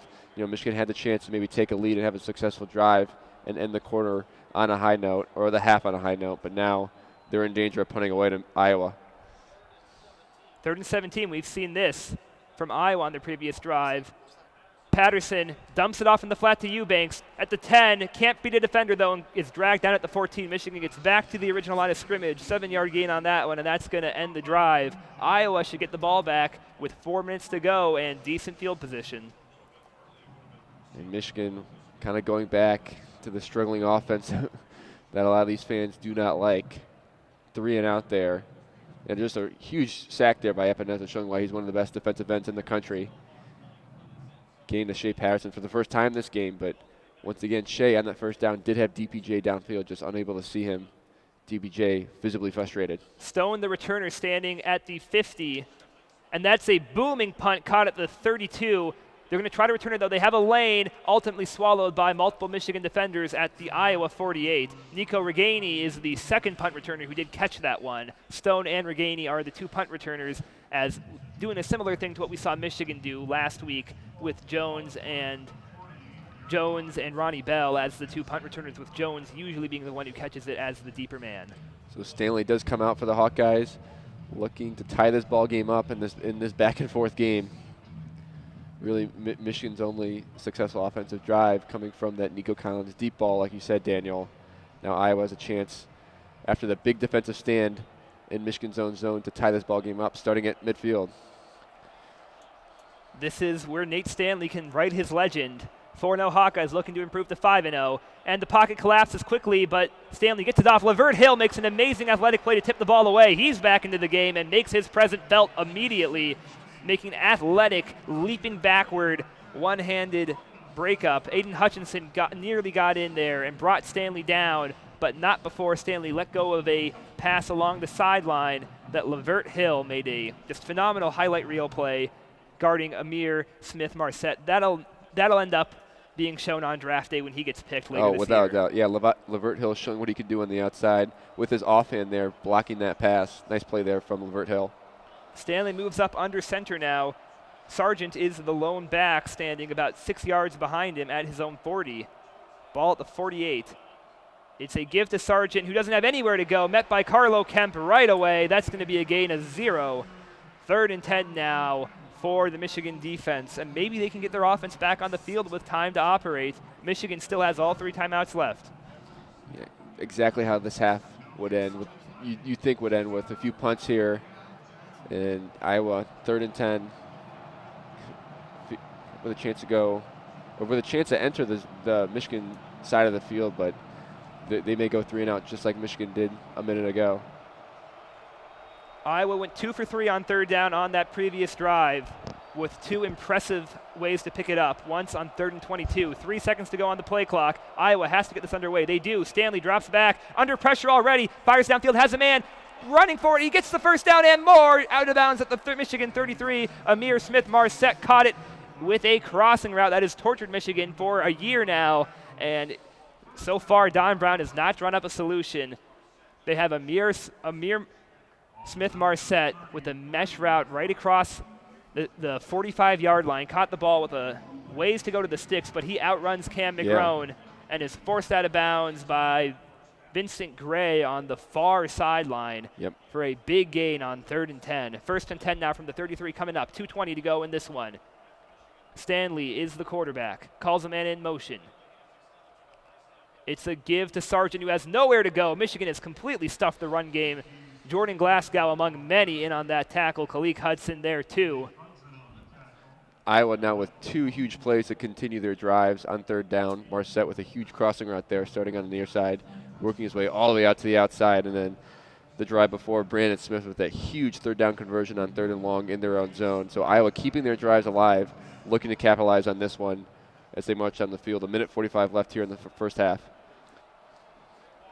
1:42 and counting. The clock is rolling. Iowa has 2 timeouts. They got to work with the clock here. 1:36, 1:35. Iowa takes the snap. Drop back Stanley. He fires after pressure, throws along the sideline. That one is picked off by Lavert Hill. Did he get his feet in bounds? The refs say yes. The call on the field is an interception. Lavert Hill making his presence felt today. Stanley with not really a bad throw, but just Lavert Hill with a better play defensively. Lavert Hill showing why he's one of the best defensive backs in the country. Like you said, Daniel, will be drafted this year. And what a play there. Just beating number 3, Tracy Jr. to the spot and then keeping his feet in bounds. Unbelievable play by Lavert Hill. If you watch the second half of that play, you would have assumed it was a beautiful ball by Shea Patterson as Lavert Hill got ahead of the intended receiver, Amir Smith-Marset, or Tyrone Tracy Jr. rather. Thank you, Jack, for that correction. Lavert Hill just completely beat the receiver and won his way to that ball. Credit Josh Uche for forcing the issue. And that's what Stanley does when he's under pressure. He throws along the right sideline, this time to Tyrone Tracy Jr., and Lavert Hill got ahead of that one. It's a give to Charbonnet, who has nothing doing on that one. 1:22 to play, and Michigan, I think, might be happy to let this one run out as True Wilson got the ball. 2nd and 7. Michigan comes quickly out of the timeout. 1:15, 1:14. I think they're content to let the clock burn out in this one. We'll see. It's just over a minute left. Michigan does have all 3 timeouts, electing not to use any of them here. And they're getting slow to huddle up right now. Shea Patterson has yet to line up behind Cesar Ruiz, the center. 12 seconds to go on the play clock, so they're going to burn this one out. Iowa has 2 timeouts. They don't seem ready to use one, though. So I think both teams are ready to head to the locker room with a 10-3 Michigan lead, and timeout called at the last minute by the Wolverines. So both teams content with the low-scoring first half, kind of what you'd expect in this game. Harbaugh taking the 10-3 lead into the halftime. Ball is at the 7, so you do risk, if you try to throw, an A.J. Epinesa stack that could result in a safety, a touchdown. Jack, did you try to test Nico Collins again? That's been Michigan's only spark on offense, was that deep bomb to Nico Collins for 51 yards. No, not at all. I don't test anything here. You know, if they were going to run a play, you have to run it there on 2nd down and not waste 30 seconds. So, yeah. And if any pass that gets intercepted is likely being caught on the Michigan side of the field. So it's a bit too risky. If Michigan had 5 more yards of cushion to be able to absorb a sack, maybe. But A.J. Epinesa finally made his presence felt. Right now, we've seen John Runyon do a phenomenal job covering A.J. Epinesa most of the time, but he finally shucked the man once. As Michigan goes conservative, another give to True Wilson goes for about 5 yards, bringing up 3rd and 2. It looks like a timeout's going to be called here. Iowa does use one of their 2 timeouts. So 3rd and 1, they're going to try to get the ball back now.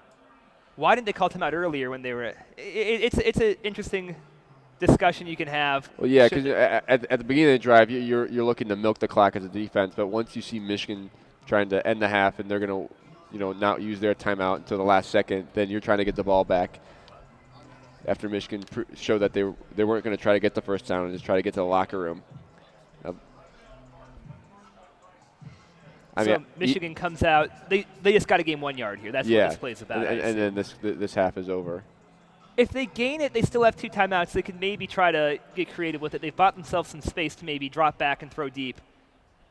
It looks like Haskins is the running back here on 3rd and 1. Shotgun formation. It's a give to Haskins, who has it, and some more to the 25-30, and he falls down at the 32-yard line. That's a good play. Michigan needs to call timeout now. They're in business.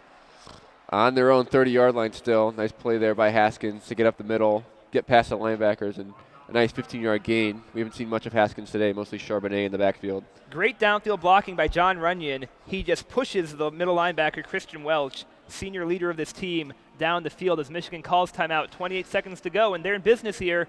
A great run from Haskins with just phenomenal downfield blocking. Gave him a great lane to run through. I mean, he still had a running lane about 7 yards down beyond the line of scrimmage. Yeah, now it doesn't look too smart for Michigan to be wasting 30 seconds off the clock on first down. A questionable decision there by Harbaugh. We'll see what he decides to do here with 1 timeout remaining. Michigan on their own 30-yard line with 28 seconds remaining. Following that play, Michigan just has 66 rushing yards on quite a few attempts, but they get the running game going there. Now they have a chance to maybe build on this lead right before halftime. 28 seconds to go. One timeout for Michigan. Patterson drops back, fires across the field short to Peoples-Jones, who can't get out of bounds. Is wrapped up, but comes down inbounds. Credit the tacklers there. Looks like DJ Johnson among another teammate. 14-13. The clock is running. Michigan not calling timeout. They're trying to hurry up and preserve that one timeout. They're going to have to fire downfield quickly. 7, 6, second and 3. Ball at the 39. 4, 3. They fire. Jones going to call timeout from the 45. Jones gets 2 receptions there, gets involved in this game finally, but 1 second to go now. Ball at the Michigan 45. And I'm not sure why Patterson throws that ball in the flat to Jones to start that series. Kind of all over the place on this drive, on the sidelines and on the field. Not quite sure what Michigan is trying to do with this drive in the first place. No plan to start the drive, in my opinion. So it's probably just going to be a chance, maybe a deep ball chance, but I'm not sure if Shea Patterson has the arm from their own 45-yard line to get it to the end zone. On 1st and 10, you have to get that ball. If you're not going to gain a first down, you have to be able to get out of bounds. You do, yeah. Jones was near the far sideline, but there were 2 defenders in the area, Nick Neiman and DJ Johnson, who were able to wrestle him out of bounds. Now, that's a very questionable decision from Patterson to throw it to in a game like this where it's probably going to come down to one score, every single point, every single drive does matter. So this drive may go down as a wasted attempt for the Michigan Wolverines at the end of the half. Yeah, with 28 seconds, you got a decent chance, and 1 timeout, you got a decent chance to get into field goal range. It's okay to throw an interception in this situation. It is. They should have just gone deep on both plays, in my opinion. Eric All now enters the game, lined up wide. Might get in on the receiving game for the first time. Iowa in prevent defense got 3 safeties back on their own 30-yard line. Yep, playing 3 high safeties back 30 yards from the line of scrimmage. Patterson feels the pressure, rolls right. There's a flag. This one won't count either way. Throws deep, incomplete. Iowa will decline the penalty and end the half. And quite a pretty boring way to end the half on both sides. 2 punts back and forth and then an unsuccessful drive for the Wolverines. Let's see what the penalty call here is. Personal foul on Iowa, so that will extend the half. And my apologies, I assumed based off where that flag was thrown, it was going to be a holding call. Rather, personal foul away from the play. Patterson rolled to his left, way back in the backfield toward Patterson's right. There was a personal foul. Looks like that was against Golston. Yep, who got his hands in the face of Jalen Mayfield. You cannot do that, and Michigan is gifted the ball at the 40-yard line now, and it's decision time. 57-yarder Quinn Nordine coming out there to kick this. Wow, that's going. If Iowa loses this game by any narrow margin, they're going to be wishing they had that one back. As Golston just has his hand under the face mask of Jalen Mayfield, there's no excuse for that. That's not an incidental getting your hand in the face mask. No. And the wind is blowing north in the big house today, so looks like Michigan's going to call their final timeout, or Iowa's going to call their final timeout. As Nordine gets a free kick there, and he hits it through, but it will not count, obviously. Well, can you do it when it counts is the question. Yeah. On these long field goals, they're very susceptible to getting blocked because of how low you have to kick the ball. Don't know if that one would have gotten blocked or not, but he nailed that one, that warm-up from 58. So to quickly recap there, Michigan tries to run the clock out to end the half. Haskins breaks forward with a 25-yard gain to extend the drive. Michigan suddenly looking to score with 1 timeout. Yeah, if Haskins only gains 3 or 4 yards on that play, looks like Michigan would just let the clock go and end the half, but Harbaugh saw a little bit of light and let the drive and allowed the drive to keep on going with his 3 timeouts remaining. And then following 2 questionable decisions to throw the ball short right to Donovan Peoples-Jones, Michigan looked to have to pray for a Hail Mary, but when you run one more play, you can draw a penalty, you can advance the ball. Personal foul advances the ball 15 yards to the Michigan 40. And now Quinn Nordine is lined up on the right hash mark here for a 58-yard field goal attempt. Will Hart kneeling right on top of that 48-yard hash mark. Can Quinn Nordine knock this one away? The snap isn't great. The kick is up. It does have the distance. It is no good. And that's just wide right. It had about a yard of cushion to maybe score, but it is just wide right, and Quinn Nordine is now over 2 from beyond 50. But that one was a heavy ask, and if I'm Jim Harbaugh, I'm ready to attempt that later in the year, given what Nordin was able to do there. And he had the wind with him just a tiny bit short. He made the one before Ferentz called the timeout to ice him, but at the end of the half, you wish you'd had those 30 seconds back that Michigan decided to ice off the clock, looking to end the half, but kind of a inflection point in the drive after Haskins got that 15-yard gain. But there's a lot of questions in the second half, or the second quarter, in my opinion. The offense wasn't really able to get going, and it had a few chances to capitalize, but Michigan unable to capitalize, and only a 10-3 game when it really could be 17-3, in my opinion. After the short 2-yard gain from True Wilson, Michigan let 30 seconds roll off the clock. Yeah. And at the time, that was the right decision. But a couple of things worked out their way, and if you could have given Quinn Nordin 5 more yards, he probably could have made that one. It was wide right. He was lined up to his right. So distance wasn't a huge factor in that one. He just got it over the crossbar, but it was about a foot to the right. It was a valiant effort from Quinn Nordin, who has left a sour taste in a lot of Michigan fans' mouths after some bad performances last year. And if you're Iowa at the end of this half, going in the locker room only down 10-3, you got to feel pretty good about yourself. And Iowa gets the ball to start the next half. Yeah, Iowa could have been down by a lot more points after those 2 costly turnovers in their own zone. Nate Stanley obviously had 2 big third down conversions. They are unable to capitalize on those, but Michigan was able to capitalize on their own side. So kind of a boring first half as you'd expect, but you'd hope that Michigan is able to get the offense kind of back in rhythm during the second half. Iowa kind of has a banged-up defense in the secondary, and Shea Patterson wasn't able to get the ball to his star wide receivers and make him make plays other than that one 40-yard or 52-yard completion to Nico Collins that set up that touchdown earlier in the first quarter. So, Jack, Iowa's a pretty similar classic Big Ten West team from, those plains Midwestern states where they've got dairy farms and corn all over the state. They get big, beefy guys to play great football for them, but they've got their J.J. Watt. The Wisconsin teams that were really great in those early 2010s, they had 2 X factors: the Watt family and Russell Wilson for 1 year. And we all know, Russell Wilson's a special thing, but A.J. Epinesa is a special thing right now for Iowa. The state of Wisconsin is blessed to have that Watt family with just those amazing defenders. Yeah. So twitchy and so big and so strong. A.J. Epinesa is a guy just like those Watt brothers. I don't know if he has any younger brothers, but it's an Iowa family. His dad who moved to America from American Samoa, or moved to the continental states from American Samoa, walked on for Iowa, and that is why A.J. Epinesa, who, Jack, you were telling me, where all did he get offers from? Alabama, Georgia, and a few other SEC teams. Grew up in the Illinois side of the St. Louis suburbs. Correct. So he had some options. Iowa, not too far from home, could have maybe been recruited by Texas amongst other schools. That he chose Iowa, though. He wanted to play where his dad did all throughout the recruitment. The number 1 recruit in Illinois, a 5-star, highest-rated player ever by Kirk Ferentz to land.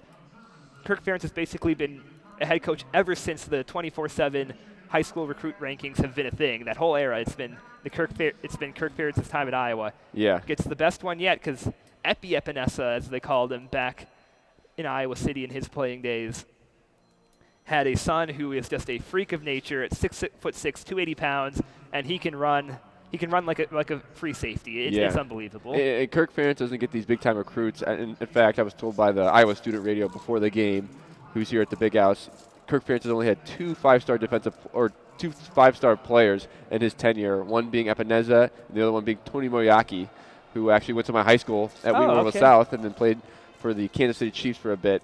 So Ferentz doesn't really go after the big guys, but he has these, like you said, wholesome teams that play good football with a few star players on each side of the football, and then the rest of the team able to just kind of hold down the fort. And that's kind of what you see in this Iowa defense. Not too many star players, but just enough to allow the star players to make plays.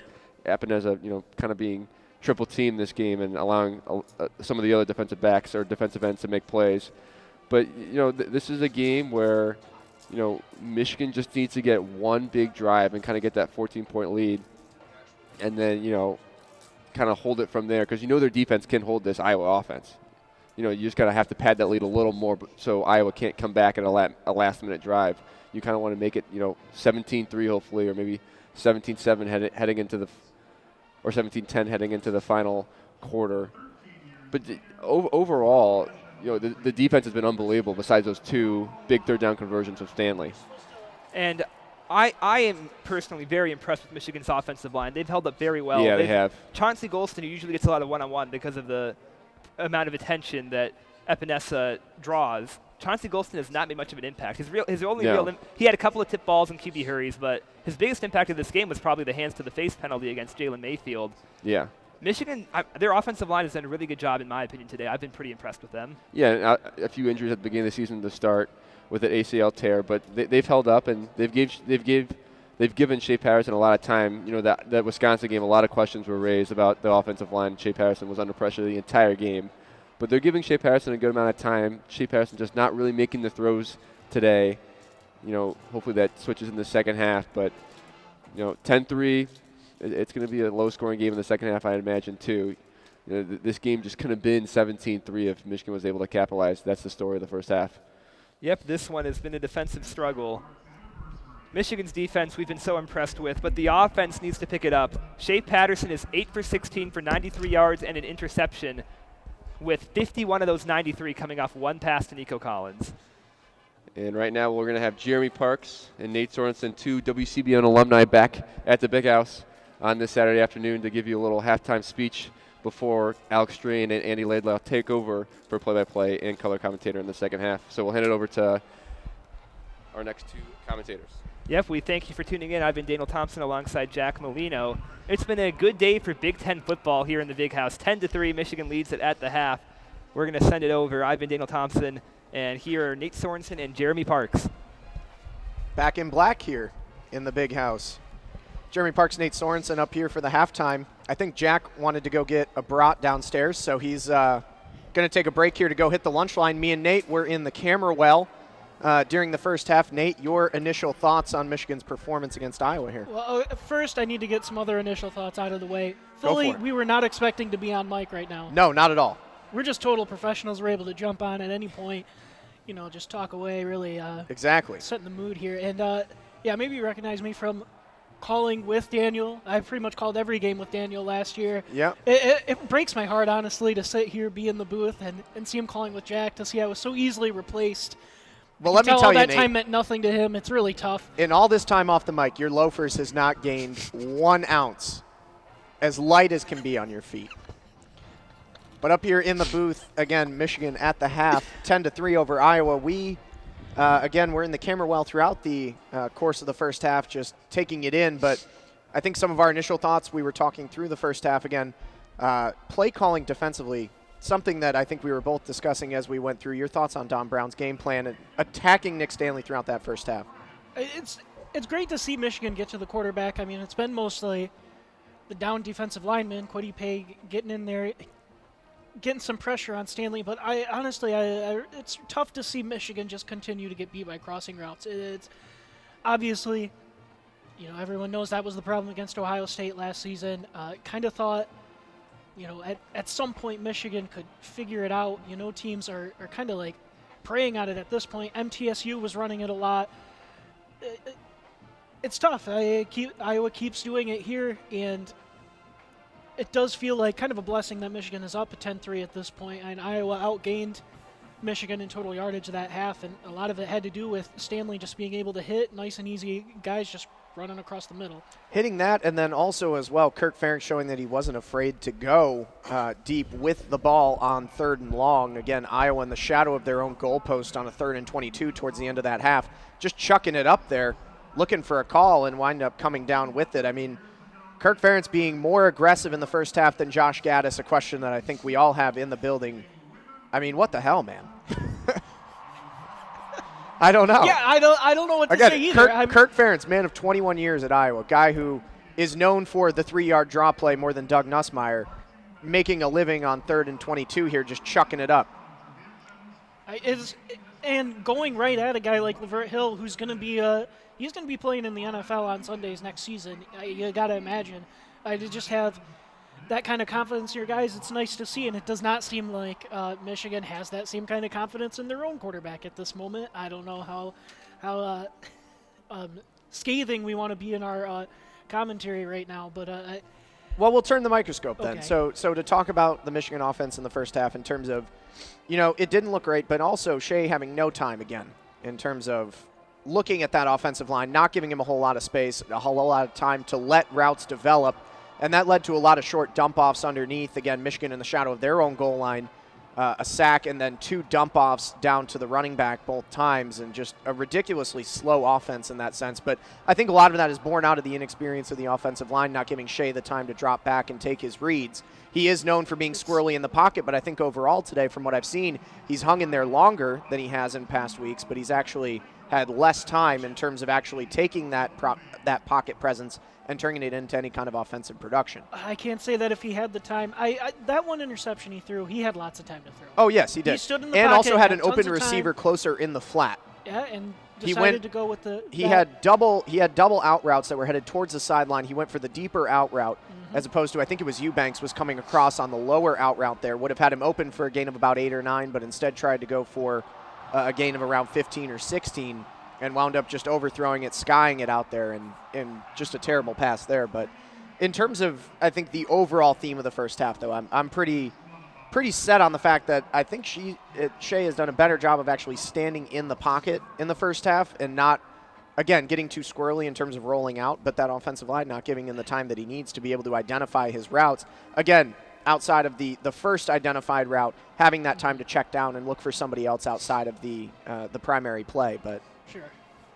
Yeah, and a lot of that is going to come with time. Obviously, it's still only.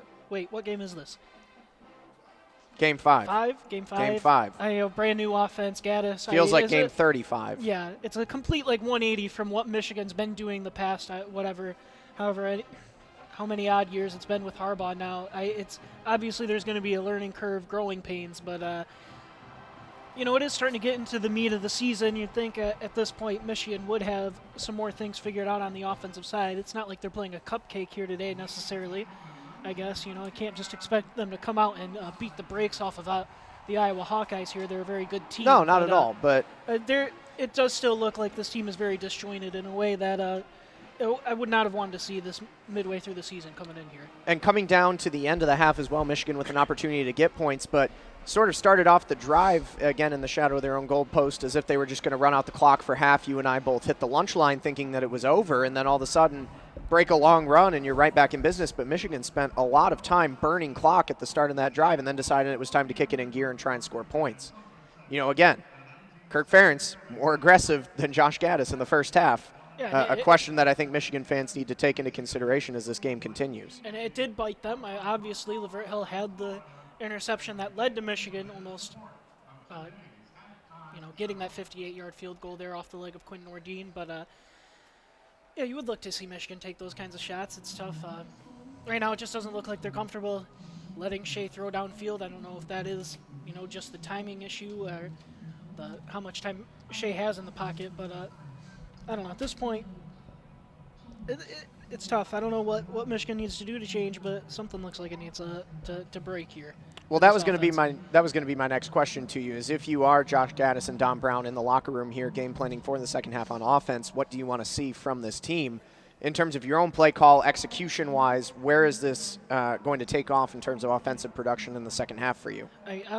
Personally, I would like to see, maybe some crossing routes from Michigan. It seems to work for every single team that plays against Michigan. I feel like we could maybe try that out. I don't know, though. I'm no expert. I'm up in the booth. I'm not down there on the sideline like Josh Gaddis is. Fair enough. Just a few minutes away here from kickoff in the second half at the Big House. We'll give you your Big Ten and national scoreboard at the half. Again, it is Michigan 10, Iowa 3 here from Ann Arbor. Wisconsin up 35-0 on Kent State. That one just kicking off in the second half early in the third quarter. Penn State at the half, 28-7 over Purdue. And then the first game of the Nunzio Campanelli era at Rutgers, 27-7 Maryland leading the Scarlet Knights at the half. In terms of your nationwide scoreboard, Kansas, the big surprise here at the half with Oklahoma, just 14-7 in favor of the Sooners. The Kansas Jayhawks took the lead in the first quarter with a beautiful touchdown pass. They've given up 2 unanswered scores to Oklahoma since then, but that one winding down towards halftime as well. 1:23 to go in the second quarter, 14-7 for Oklahoma. And then your other top 25 game here at the half in the noon games, Oklahoma State just put a touchdown on the board to get their first points of the game. They are down 20-7 to the unranked Texas Tech Red Raiders at halftime. That game as well, getting ready to kick off for the second half. LSU 21-6 over Utah State, who has been a pretty dogged team throughout the first half, as they've held that high-powered Joe Burrow and Coach O offense to just 21 points, as it is 21-6 for the Tigers and the Utah State Aggies. And that is your score at the half, as we are, again, 10-3 here, Michigan over Iowa at the Big House. We've got Alex Drain and Andy Laidlaw coming up here in just a minute for your second half. Nate, any closing thoughts that you have on Michigan's performance here and what they can do to hold on to this 7-point lead as they continue towards a victory here in Ann Arbor? Am I crazy wanting Joe Milton to come out here and play in the second half? I know I've been a little rough on this Michigan offense so far, but am I going a little too rabid Michigan fan who wants change with my Joe Milton should be out on the field take? Well, again, I think the fans at a certain point a couple weeks ago were clamoring for Christian McCaffrey, who came in, did okay for a couple downs before he got injured, and so that was the end of the talk of any secondary quarterback action. But I think, again, as you go, I've been less hard on Shea this afternoon than I have been on the offensive line, not giving him the time. He's not had the best passes. They haven't been that crisp. He's had a few nice balls, but overall I think a lot of it has been contributing to the fact that he doesn't have a whole lot of time in the pocket. We'll see how that develops throughout the second half. But again, in terms of thinking about this Michigan offense, trying to establish the run game as well, something that we saw at the start of the game, 2 run plays for a first down, and then from there the run game pretty quiet until that final drive of the first half when they busted a 35-yard run or so to get that drive kick-started to try and get into field goal range right before halftime. But again, trying to establish that run game. Charbonnet fully healthy here today. Turner, I'm not sure why he saw as many snaps as he did in the first half. I mean, he can't hold on to the ball. That has been proven time and again. He's not great catching out of the backfield. I would love to see a heavier dose of Zach Charbonnet here in the second half for Michigan. But in terms of that offense, again, Gaddis just leaving me with a lot of questions here as we head into the final half of play. It was weird. Obviously, Zach Charbonnet came out on the scene hot, kind of earned that starting job, pretty decidedly in week 1. But coming into the season, everyone thought it was going to be True kind of leading the pack. I mean, just because he's such a experienced, stable guy, even if he's not going to have many explosive plays or really, do anything all that exciting. But it's weird to see him disappear so much. He's only got 2 carries today for 9 yards, and it's not like. Well, I think Charbonnet through kind of the end of the summer and into the early games proved that he was going to be RB1 until the injury lagged. But I just don't get why True is just that's fair. Why a non-entity. More why RB2 is Turner as opposed to being True. That's a good question to ask. But in terms of that offensive dosage too, I mean, the last time that Michigan had a running back that could strike fear into the hearts of opposing defenses, Mike Hart maybe.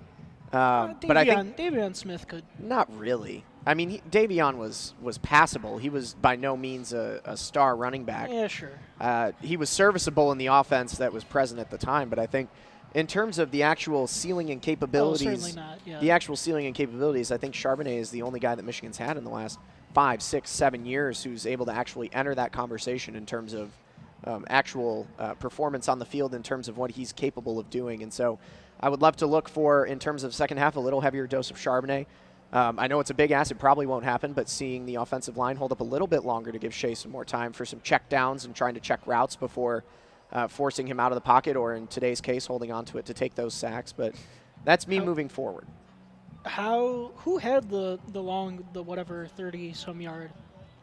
That's a good question for Laidlaw and Drain, as they were here in the booth as we were down in the lunch line, who busted that run right before the half. Yeah, because I'm seeing the longest run, according to the stats sheet. Oh, is Christian Turner? Oh, Haskins, okay. There you go, Hassan Haskins. But that is a 22-yarder. Or no, it says 18 yards, okay. As Nate and I head back to the stats department, we're going to go back to being washed up here. We're going to hand off the mic as we are 2 minutes before the start of the second half. We're going to put you on the mic here with Alex Drain and Andy Laidlaw as we step out of the booth and give way to the pros. Again, your score here at the half at the Big House, it's Michigan 10, Iowa 3. I'm Jeremy Parks alongside Nate Sorensen for your washed-up halftime report, sponsored by Chi Chi Salsa. And here are Drain and Laidlaw. Have a good call, boys. How about that professional analysis there from Jeremy Yeah. and Nate? Kicking it old school with those two guys. Yep. Could always spend a couple minutes listening to those gentlemen. Jeremy does such a great job. Nate's such a good guy. Always fun to listen to those guys. First class performance there. Absolutely. Our score here at the Big House, Michigan 10, Iowa 3. The Hawkeyes will get the ball to start the second half. Michigan 159 total yards, Iowa 129 in that first half. Pretty even in terms of the yardage, and it was a half that kind of went in opposite directions. Michigan up 10-0 early on, and they had the ball up 10-0 at one point. Really felt like they could sort of put the game in lockdown early on, and just were never able to get that score to go up by 3 possessions. And then Iowa come back, they get a field goal, had some more chances in Michigan territory, not able to tack any more on, but it was really an ugly finish to the half. I mean, Michigan had a series of 4 drives where they had a net of 26 yards across 4 drives, and that kind of stuff will kill your momentum. Yeah, it really was a game that the first half really came down to 3 plays. I mean, that Sargent fumble, they got Michigan the ball in plus territory. Yep. That 52-yard reception from Nico really has been Michigan's only productive offense so far in the first half. And then that 3rd and 22 down on Michigan's 7-yard line that Iowa was able to convert over Lavert Hill. And it's without those 3 plays, this is probably a 0-0 game. I mean, there hasn't been much offense. Michigan's throwing game has not looked good. Shea Patterson, to me, had a really bad first half. His first drive was very fortunate in his first attempt not to be picked off. Then he had that 3rd and 12 rolling left through I think it was like a 15-yard out that he underthrew. If he hit it on a dime, it probably would have been picked. And Shea also had that horrible interception on his 3rd drive. And it just hasn't been a fluent offensive approach here for Michigan football.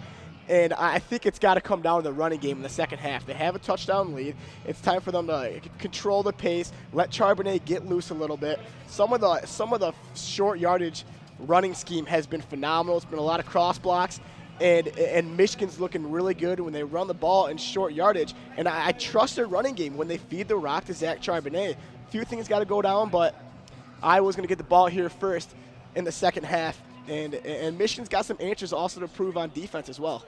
So Moody does the kickoff. It is popped up, caught at the 4 by Amir Smith-Marset. He takes the fair catch, gets the ball to 25. He did that on 2 of the 3 Michigan kickoffs in that half. The other one he returned all the way out to the 50. Yeah, he fair caught one actually on like the 19-yard line. Yeah. A kick that Will Hart tried for the first time. He kicked it short and right, and they fair caught it on the 20-yard line. So a big drive here for Michigan.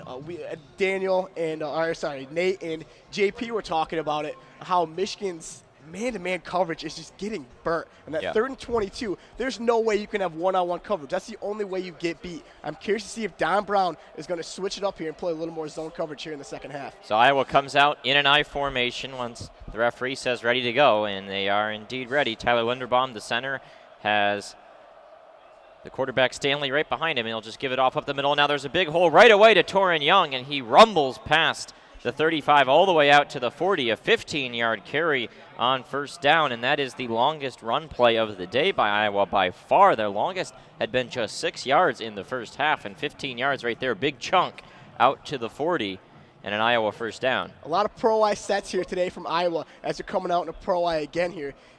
Michigan's done a decent job of controlling the line of scrimmage, but right there, Michigan got beat bad.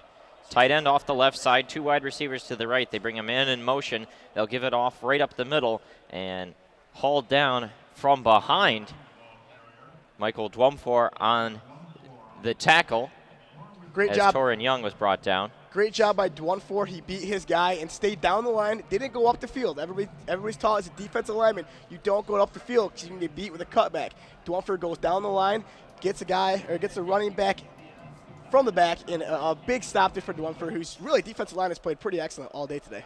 14 minutes to go in the third quarter, early stages of the second half. 10-3 Michigan in this matchup between 2 top 25 teams. Stanley under center for the 3rd straight play in this second half, and he will do a play-action fake. Got plenty of time. Will roll over to his right. Now still waiting. Pressure starts to come. He's wrapped up. He's going to try to throw it away, and he can! Knocked out of bounds. A 3-man gang tackle between Kwity Paye, Cam McGrone, and Aiden Hutchinson.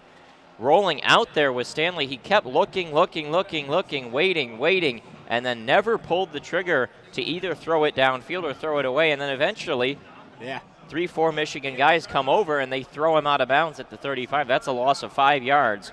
Starting from last week, we're really starting to see Quiddy play great football like he did last year, filling in for Rashawn Gary. Going up against 2 potential first-round picks in Tristan Wirfs and Alec Jackson. He's really been excellent all day. I think that's his 3rd sack. He's been all over the place. Great effort from Quiddy Pay. Big play here on 3rd and 15. After that big loss, 3rd and long, pressure starts to come. Stanley's just going to dump it off, and he's got a man open down the sideline. 45, 50, past the Michigan side of the field and brought all the way down at the 44 is Mekhi Sargent.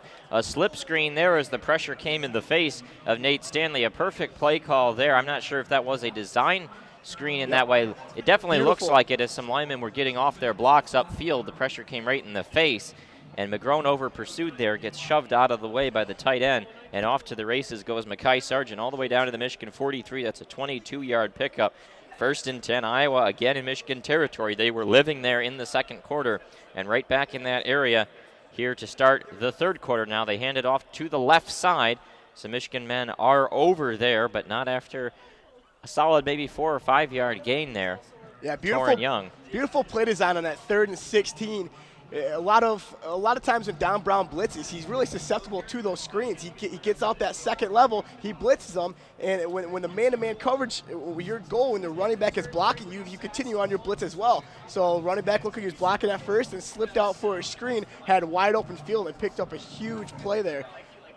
This Iowa offensive line is also one of the best in the Big Ten, and they're starting to show it here in the second half. So 2nd and 5, Stanley again under center and the backfield, and he'll just hand it off to him. Torrin Young rumbles forward close to the 35-yard line. They'll mark him down at the 36. That's a gain of 2. 3rd down and 3 upcoming. Michael Dana on the tackle, and this is, you got to think 4-down territory around the 36. Keith Duncan, the kicker for Iowa, has a pretty solid leg, but this would be a 53-yarder if they don't gain any yardage here on 3rd down and 3. So potentially working with 2 downs. Yeah, we've seen Iowa mid in the second quarter. They had a chance for a 53-yard field goal and elected a punt. So clearly they're not too confident in Iowa's leg, the kicker's leg. They had the running back Sargent out to the left side in the slot. Now they bring him back to Stanley's left as Stanley is in the shotgun. Pressure comes off the edge. They fire it in the area of Sargent and about 10 feet over his head, well out of bounds as Cam McGrone was blanketing him in the flat, and an unblocked rusher came off the edge. Looked like a line mismatch there. Alaric Jackson was blocking somebody. The line call's just a little off there. Not a huge fan of that play call. You know you're in 4-down territory. It's 3rd and 3. Run the ball. If you don't pick up a 1st down, fine. It's 4th and 1, 4th and 2 gives you a much easier chance to convert that 1st down on 4th down. So now 4th and 3, the playbook shrinks a little bit. You got to focus on the pass. And we know Iowa's been playing in the pro set all day today. Now coming out in shotgun because they got a tough 4th and 3 conversion. Clock stopped at 11:20 to go in the third quarter. 10-3 Michigan, 4th and 3. Stanley throws. It's tipped into the air and intercepted. Amory Thomas. It's either an interception or an incompletion, and actually you'd probably prefer an incompletion because that ball intercepted at the 31. Michigan would have taken over at the 36 anyway. Daxton Hill got a hand on it, and it was tipped into the air and then right into the diving arms of Amory Thomas right around the 30. It did look like he got the hands under it. So Michigan will take over at their own 30. That's the 3rd interception of the game thrown by Nate Stanley. 1 to Metellus, 1 to Hill, and now 1 to Amory Thomas here. That's a Daxton Hill that Michigan fans were looking forward to. A guy with great closeout speed. He comes here on a tough play where Michigan, he knows he has to play man-to-man coverage. They run those crossing routes that had been torching Michigan all day, all season. Last year against Ohio State, they run it there on 4th and 3, and Daxton Hill keeps that speed, stays on Regini's back, and tips that ball. Big play there for Michigan. Daxton Hill is a guy who's getting more snaps. He saw a lot of snaps last week against Rutgers, and today is seeing more and more, and he's looking as promising as Michigan fans have possibly been hoping for. Daxton Hill looking very good, sticking plays really well. He's been hitting well. He's been, covering well. Daxton Hill, a guy who living up to the hype here so far at Michigan. So Michigan will take over at their own 30, 11:15 remaining in the third quarter. 10-3 Michigan on top. Take a look at the stat lines. Nate Stanley now 10 for 22, 138, no touchdowns, and 3 interceptions. He entered this game with 8 touchdowns and no interceptions on the year, completing at about 64%. So this is by far the worst effort of the year from Stanley. Michigan getting some pressure in his face, making him a little uncomfortable, and his shots down the field have largely ended in bad decisions. Yeah, and it's been a game where two teams who have a pretty good reputation of holding on to the ball. Michigan, although, hasn't done that very well this year. Last year they were a little better. This year they have fumbled a lot. But Iowa, a team who usually has great ball control, has 4 turnovers today now. We've seen a couple fumbles that Michigan had that Iowa converted on, and Iowa fumbled and Michigan picked it up. And then you talked about Stanley's 3 interceptions. You know, if you want to come into the big house, you can't have 4 turnovers. And especially in a game where Michigan's offense really hasn't been rolling at all. You can't afford to have those critical errors that give Michigan possibilities and chances to take leads. Now about 30 seconds until the Michigan offense comes back out there. We'll see what changes Josh Gaddis makes, because Patterson in particular, 8 for 16 in that first half, 93 yards, but 51 of those 93 on one pass. So if you take that out, 7 for 15 for just 52 yards, which is pretty dreadful. And outside of that 51-yarder, nothing else longer than 10 yards through the air. We talked about it last week and how successful Michigan was throwing the ball deep. It's not. I mean, I know it was against Rutgers, but still they had to make the pass and make the catch, and they did. So they got to stretch the field a little more here. You got Nico, DPJ, and Tariq Black. So you got to do it. And on first down, they give it off to Charbonnet right up the middle, down to about the 33 or 34-yard line, depending on where the spot is. It was Patterson out of the shotgun. We still have not seen any Patterson runs. He is credited for 2 attempts for -1 yards due to a sack and a scramble, but no design runs, no design keepers. Obviously, the oblique issue that Patterson's been dealing with at different points is a factor as Michigan leads 10-3 under 11 minutes to go in the third quarter over Iowa. Number 19, Michigan hosting number 14, the Iowa Hawkeyes. And again, no, it's going to be a Patterson keeper. That's the broadcaster jinx right there. He's got room down the sideline, and he scampers out of bounds at about the 49-yard line. Speak of the devil, no design runs yet. And there's the zone read, and Patterson loops it outside and rushes down that right sideline, marked out of bounds at the Michigan 49. That's a Wolverine first down. Yep, that's the extra element that makes Michigan's offense so unpredictable. Now that you know Shea Patterson is a threat with his legs, he picks up that big first down. Defense softens up in the middle a little bit because they know they got to pay respect to Shea Patterson's legs on the other side. And there's going to be a false start, it looks like. Did not see an Iowa jump, and Nick Eubanks, who is a tight end just off the left side of the formation, as well as left tackle John Runyon, were antsy. Did not see a Hawkeye jump offside, but right now there's a conversation between 3 referees, the Michigan lineman and Shea Patterson, all surrounding the referees, and it is going to be a false start. It sure looked like Eubanks was the first to move. I think that's a good call, but that's the 4th penalty today in this game. We've not seen many errors committed. Yeah, I would say completely penalty-free first quarter. Then we saw a little bit more in that second quarter. Saw a delay of game that Iowa intentionally took to back themselves up. There was also a false start in the shadow of their own goal line. This is only the second penalty that Michigan's taken the whole game, a pass interference, the only earlier one. So it's been pretty clean. Referees have been letting these two teams play as the clock ticks down to about 10 minutes. Football should be played. You watch the NFL, and it seems like there's a penalty every other play. So it's good to see the refs give the kids a chance. Patterson the shotgun, and he hands it off. A draw play up the middle. Not a lot of push, but now here comes the second effort as the Michigan linemen try to hammer Christian Turner forward, and the redshirt freshman running back from Buford, Georgia, falls a few yards short of getting all the penalty yardage back. He gets 3 of it back. It'll be 2nd and 12 at the 47-yard line. They need to get out to the Iowa 41 and cross midfield to get that first down. Again, not much creativity on Josh Gaddis' play calling. I mean, last week we saw misdirection. We saw plays down the field, and we haven't seen that at all today. Patterson in the shotgun yet again. He's got Turner in pass protection. Got plenty of time. Now he'll roll out to his right. Has Chauncey Golston in his face, and he'll just throw it away. Looked like Jalen Mayfield was doing fine on the edge. Patterson seemed to have some guys open down the field. Nothing going, and he just rolled out, threw it away, and now because of that penalty and a throwaway there, you're well behind the sticks in 3rd and 12 coming up. Yeah, we saw a double move there by Donovan Peoples-Jones and up and out. We saw Shea pump fake towards Donovan's way, and then really he gave up on the second effort, on the second move there by DPJ, and he scrolled out to his right when DPJ was going left. And like you said, the pressures didn't seem much of a problem, and Shea just kind of gave up on the play. Yeah, and he really ran into the pressure of Chauncey Yeah. Golston there along the right side.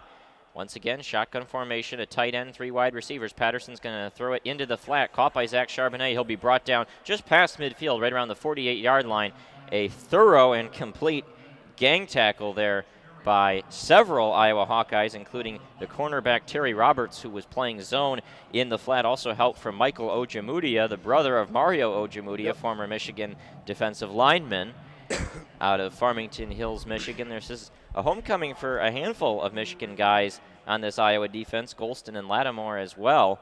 3 of the 11 Iowa starters from the state of Michigan. And Will Hart comes out, another booming punt that will roll into the end zone. It has been a rough day for the redshirt junior Michigan punter. That's his second just blatant touchback without any gunners even close. I mean, so Iowa will get the ball at the 20. I've been a fan of Josh Gaddis' play calling pretty much all year, and I think it's been a lot of systems of setting up the actual offense. And today, they are third and 11. They bring out 4 wide receivers, and not a single one of them runs a route longer than 11 yards. Yeah. You got to get the first down, and nobody runs a route longer than 11 yards. And he ends up with a dump off to Charbonnet that gets 2 yards. I mean, you have these 3 great wide receivers who all of them have NFL talent, and you're not utilizing them enough. I mean, Michigan has great chances to be a great passing team. Shea's struggling, but he's shown he's got capability of throwing the ball down the field, and we saw that catch earlier with Nico Collins. I'm not sure what's going on, and Michigan's got to stretch the field. They have the capabilities of doing so, and just haven't today. Well, and you also have, I mean, the catch to Collins down the field, obviously, but just haven't even really been any attempts down that far. And to be honest, the Collins catch wasn't a great throw by Shea Patterson. He actually threw it behind him, and Nico made a play down the ball and came up with a big reception. But, I mean, anytime you have Collins one-on-one down the field, I think Absolutely. it's a good decision just to punt it up there and see what happens.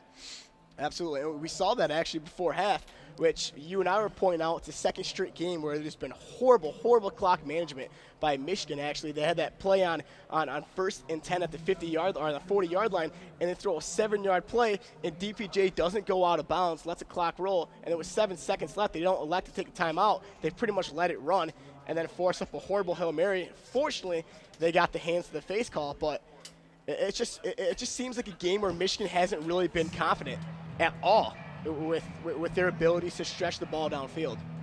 Looking around college football right now, Oklahoma up 21-7 on Kansas. The Jayhawks doing a decent job to hang with them.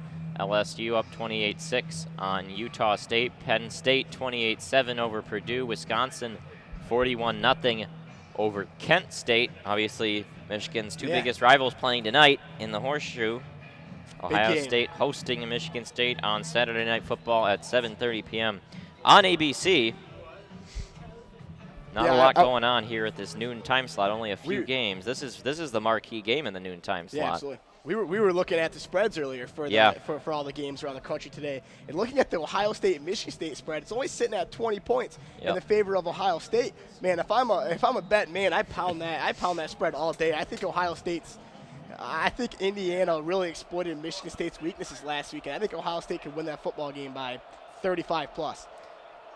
So out comes Iowa. Stanley again under center. He's been there pretty much the whole second half. This is their second drive. Handoff to the right side and wrapped up immediately. Mekhi Sargent met by 3 or 4 Michigan Wolverines, including Cam McGrone coming over from the linebacker position. Kwity Paye doing well to get off his blocks, and they hold the running back to only a 1-yard pickup. 2nd down and 9.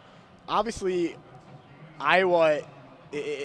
Michigan has struggled with their play calling, but Iowa really hasn't been great either. Every single time they come out, first play of the possession, 1st and 10, they line up in either the pro set or the double slot set and just give some little inside dive, and Michigan's really been successful at stopping that play. Well, only combined 31 yards and 24 attempts for Iowa. Obviously, some sack yardage in there from Stanley. He comes out in the shotgun at long last. Michigan brings some pressure, is going to throw it underneath, and a broken tackle, and a man gets free, running out past the first down all the way to the 36-yard line there for the Hawkeyes, Tyrone Tracy Jr., as there was one missed tackle as he was crossing the field. Kalik Hudson couldn't bring him down, and then Tracy was able to turn it upfield, bounce off some tacklers all the way out to the 36. That's good for a 15-yard pickup and an Iowa first down. That was the first time that Michigan actually looked, coverage-wise, looked decent on a crossing route. Yeah. He was open, but Kleek was right there as soon as he caught it. If he makes a tackle, that's only a 1 or 2 yard gain. But, of course, Kleek misses the tackle, and Iowa gets a first down. So a do-or-die play, and Hudson died on that one. Stanley in the shotgun, running back to his right. That's just pass protection. Pressure comes up the middle. He's going to roll out to the side. Pay hits him, and he throws it away. It looked like Michael Dwumfor, finally back from injury, doing well to come up the gut right there and roll Stanley out to the side. Quiddy Pay pursuing him, forced the throwaway, and now is Pay down? There's a Michigan player down on that side of the field in the area of where Pay had been. Let's take a look. Aiden Hutchinson standing over him. Hutchinson did well to get pressure off the edge of Alaric Jackson. Yeah, that is Pay, I think. It looks like he might have holding his thigh. Looked like potential hamstring issues over there as he kind of rolled when he was taking down Stanley, as Stanley was throwing the ball away, and we'll have a media timeout for an injured player. Yeah, that's one guy on the field you don't want to see down is Quiddy Pay, a guy who's been so dominant these last 2 games. And like I said earlier, going up against 2 potential first-round offensive linemen who he's had a great game. And Quiddy Pay is a guy who we saw fill in last year for Rashawn Gary when Rashawn was having injury problems, and was absolute dominant last year, and was the guy Michigan was looking to lead their defensive unit, and especially that edge rushing group, and has been absolute phenomenal these last 2 games. So he's walking off under his own power, but he's definitely grabbing that left hamstring.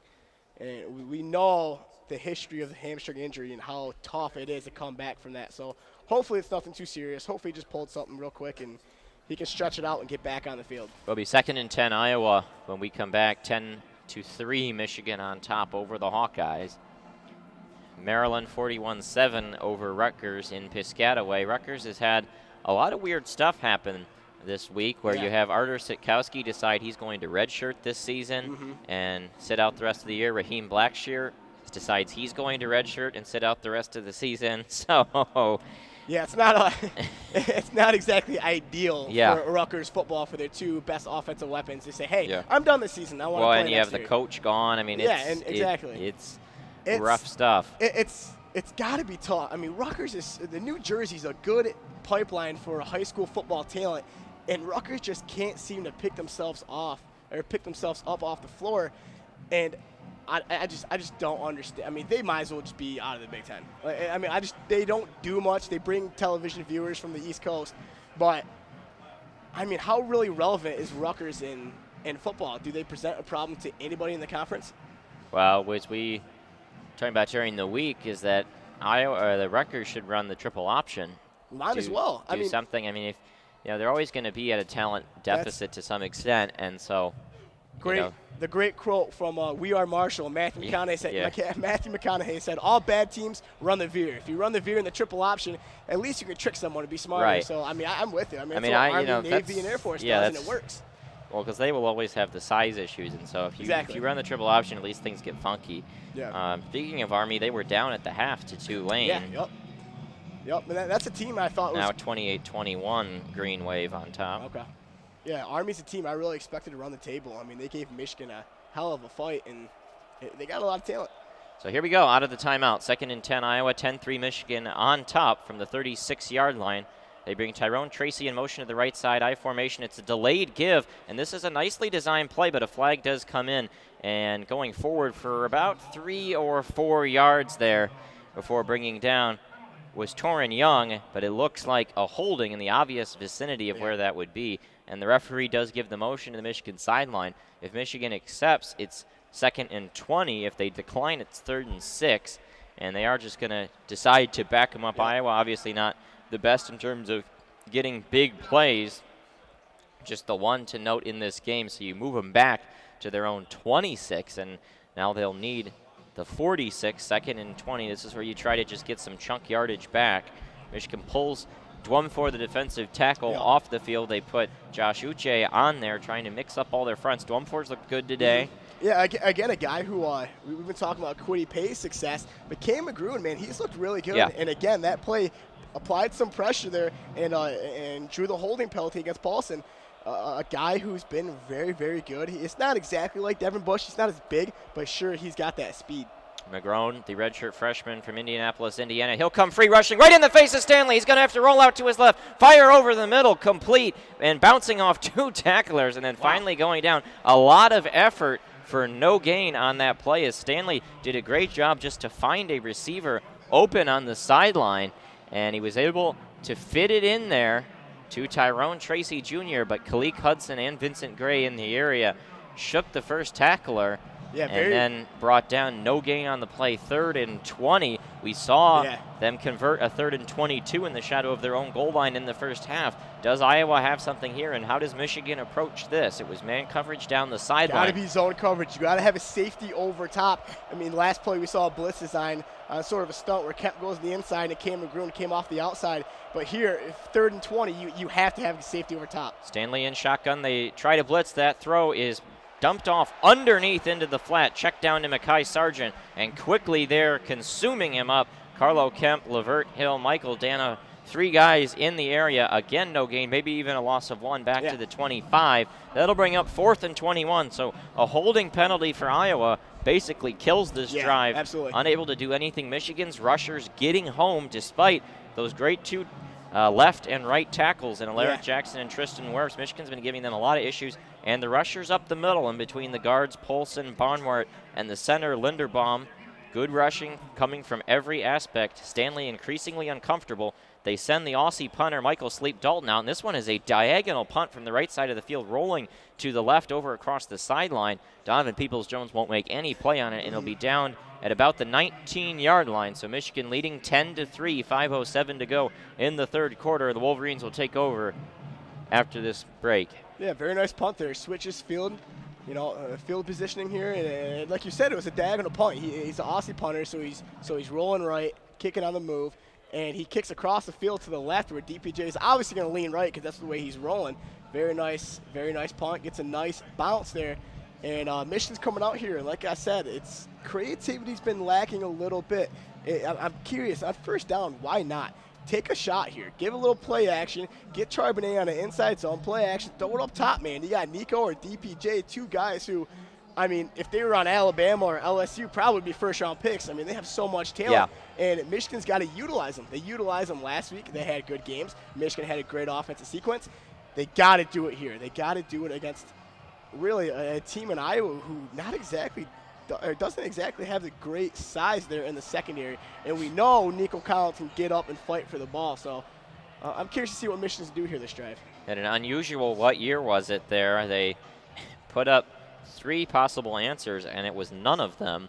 It was 1989. The clues were the year Michigan won their lone national title. The Pistons won the NBA title. Seinfeld first episode. And then they put up as years 2000, 01, and 03. And I was thinking, it's not any of those. Yeah. And then 1989 is revealed after the fact. And now we got Mr. Brightside going on. Oh, yeah. The student section getting fired up. I don't care what anybody says. Filled in a little late, but it's a good crowd down there. I don't care what anybody says. Best tradition here at the Big House is Mr. Brightside in the 3rd quarter. I don't care about the banner touching the band and all that crap. I just want to hear Mr. Brightside.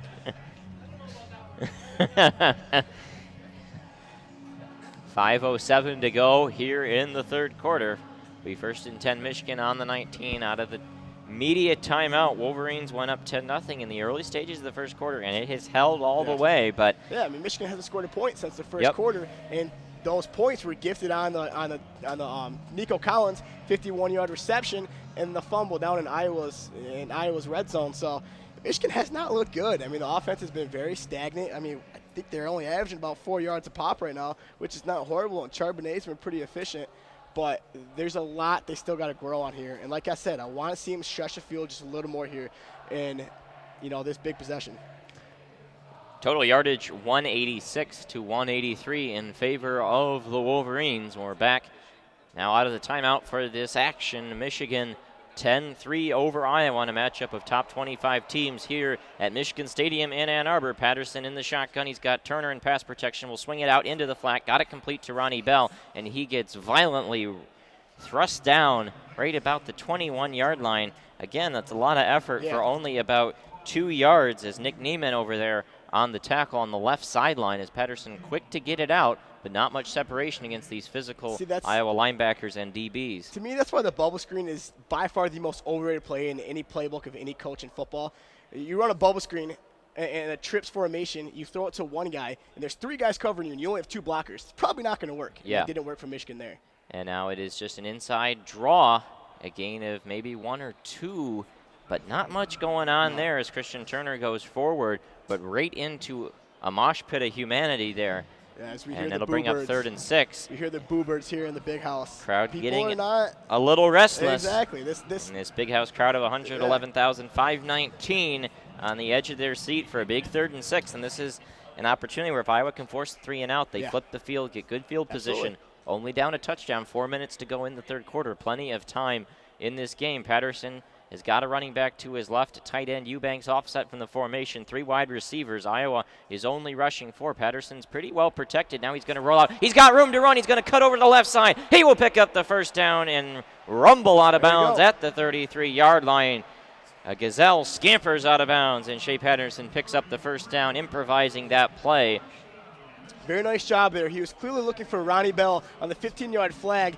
Didn't see him. Looked at his next progression, saw that wasn't open, then decided to get the first down with his legs. Shows that ability he has to run the football. Big conversion there for the Wolverines. Again, here on first down, I want to see play action. We have not seen it much at all today. Yeah. See if Michigan can convert here. Well, and they're on 3rd and 6. Iowa only rushing 4. They were allowed to double team the great DE A.J. Epinesa, and this is a jet sweep to the right side, and Donovan Peoples-Jones is going to lose yardage. That is a loss of almost 8 yards as the cornerbacks quickly got off their block, and 2 or 3 Hawkeyes were there, and Donovan Peoples-Jones was looking like Le'Veon Bell there. Really slowed that down. A lot of hesitation. It looked like he was going to throw the ball. I thought it was a reverse pass. And that allowed Nick Neiman to get off his block, and the thumping strong side linebacker able to get there, bring him down. That's a loss of 9 officially back to the 24. That's not the type of play you want to call. 2nd and 19 to the 24-yard line. I don't even know what that was supposed to be there. Rough.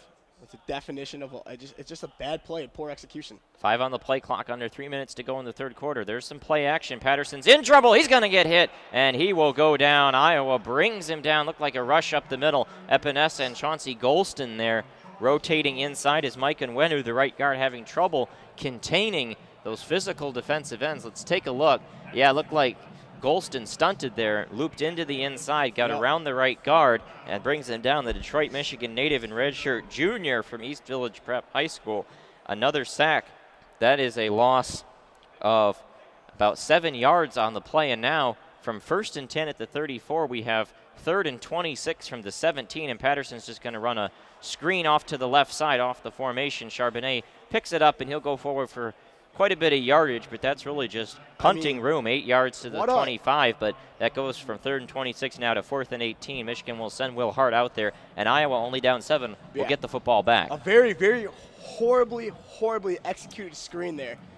Charbonnet leaked out before his offensive lineman leaked out, so he got the ball before the lineman even breaking off to pull out and block. And essentially Charbonnet was basically by himself on a screenplay.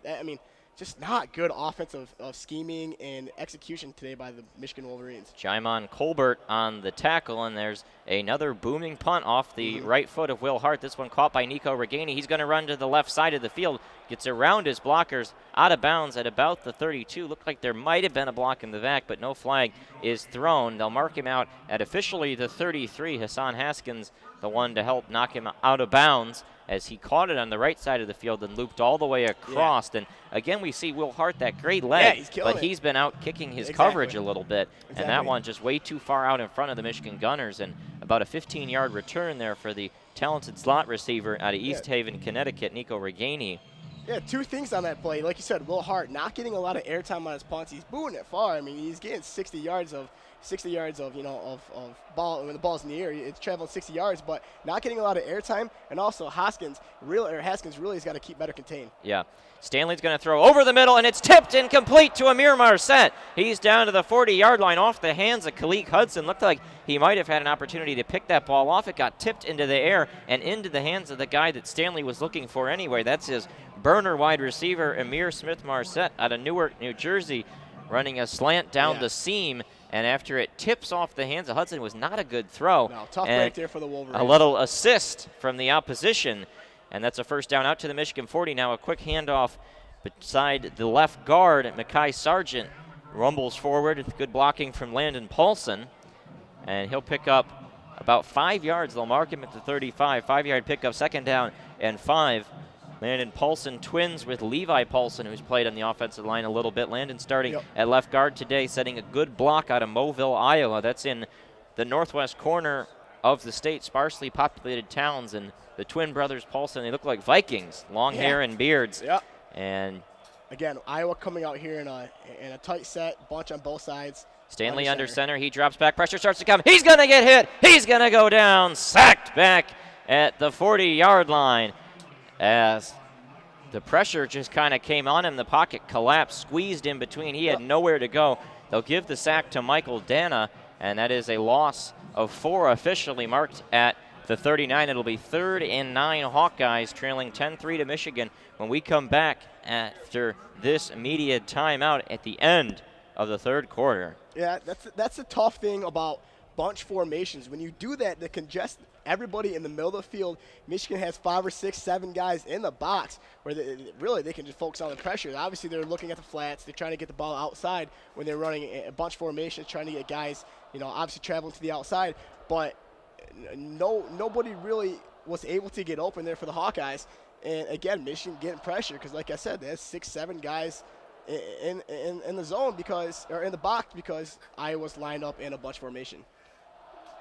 So as we wait for the 4th quarter to come, 10-3 Michigan clinging to a lead over the Iowa Hawkeyes. Total yardage now at the end of the 3rd quarter. Iowa 211, Michigan 192. And I mean, entering this game, Iowa was averaging 465 yards of offense. So Michigan defensively has done a great job to contain this Iowa team. Yeah. And you think about Iowa, a very similar team to Wisconsin in the way they play. I mean, Michigan's defense definitely seems to have responded well from that disaster in Madison, but the offense still has a long way to go right now. You have to give credit to the defensive line for Michigan. I mean, we've been talking about Kwity Paye and DeWumfor and all the pressure they're getting, but man, Aiden Hutchinson's a beast too. He's another guy, a lot like Chase Winovich last year.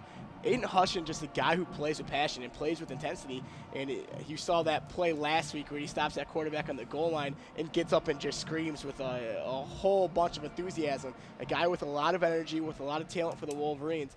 And a shift from Wisconsin to this game. In Wisconsin, we saw the line of scrimmage change every single play. We saw Michigan defensive line push back 2-3 yards every single time. Today, Michigan's really changed the line of scrimmage in their favor, getting good pressure, blowing back the Iowa offensive line, and getting a lot of pressure here. And we've seen really good production out of the pass rush for the Wolverines. Yeah, I think the biggest guy to talk about in this regard is Michael DeWumfor, just because you look at last season, Michigan had guys who were real solid run stoppers in the interior.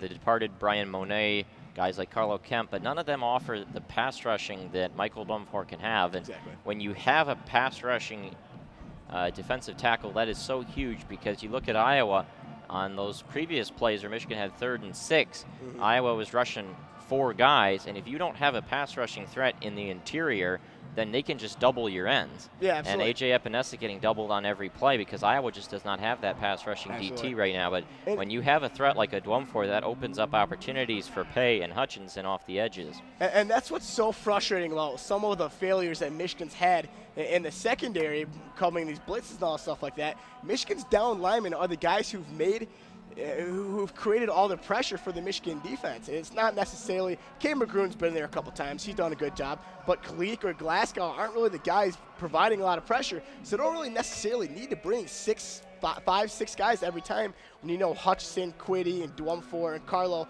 are going to be the guys who are applying all the pressure. So I'm totally in favor of dropping back 7 because these 4 guys are doing a great job today. Now, under 30 seconds until this media timeout ceases. That was a much, much faster 3rd quarter than we had in either the 1st or 2nd quarter. It was an extremely long first half. Yeah, like we were talking about. We were looking at our phone. It's 1:20, and it's just the end of the 1st quarter. So it moved at a glacial pace. Which is also very weird, though, because there weren't many penalties committed. So here we are out of the timeout. Michigan up 10-3 on Iowa. A full 15 minutes put on the clock. This is the fourth quarter. Iowa's got to find at least a touchdown here in this quarter to send it to an extra frame. Both teams looking for a big win. Iowa number 14 at 4-0. Michigan number 19 at 3-1. Third down and 9 from the 39-yard line in Michigan territory are the Hawkeyes. Senior quarterback Nate Stanley in the shotgun. He's got split backs to his right. He's going to drop back, throws it into the flat, looking for Sargent, and there is nothing there. Vincent Gray came up. Throw was high and over his head as Gray provided a nice thump from behind, and that brings up 4th down and 9, and it looks like Kirk Ferentz, the Iowa head coach, going to play the field position game and send out his Aussie punter, Michael Sleep Dalton. Again, second straight 3rd and long play where Don Brown has called a stunt play where we saw Dwumford go to the inside. Cam McGroon goes to the outside. Great execution. Dwumford brings in 2 guys, and Cam basically just got a free alley right to Stanley. And great job there. Stanley had to dump it off in the flat, and no conversion there. Big play for the Wolverines. So Peoples-Jones back deep, and Sleep Dalton bangs this one high into the sky. Let's see if Iowa can down it inside the goal line. It's going to bounce, and it goes into the end zone. They had a shot at it. It bounced at about the 4 or 5 yard line, and a moon hop up into the end zone. Looked like a ground ball on a old-fashioned concrete floor like when they first put AstroTurf in at the Astrodome. Big bounce. And up over the heads of the Gunners into the end zone. Michigan will get it on the 20 with 14:47 to go in the fourth quarter. 10-3, Michigan on top. Yeah, poor play there for the Iowa Gunner. Actually, the ball was going to land around the 3 yard line. You know you're inside the 5. Just catch the ball. If you just catch the ball, you down it inside the 5. You take no risk of the ball bouncing in the end zone, and you have Michigan pinned at their own 3 yard line. Instead, he lets it bounce. The ball goes in the air into the end zone, and now Michigan's got the ball at the 20.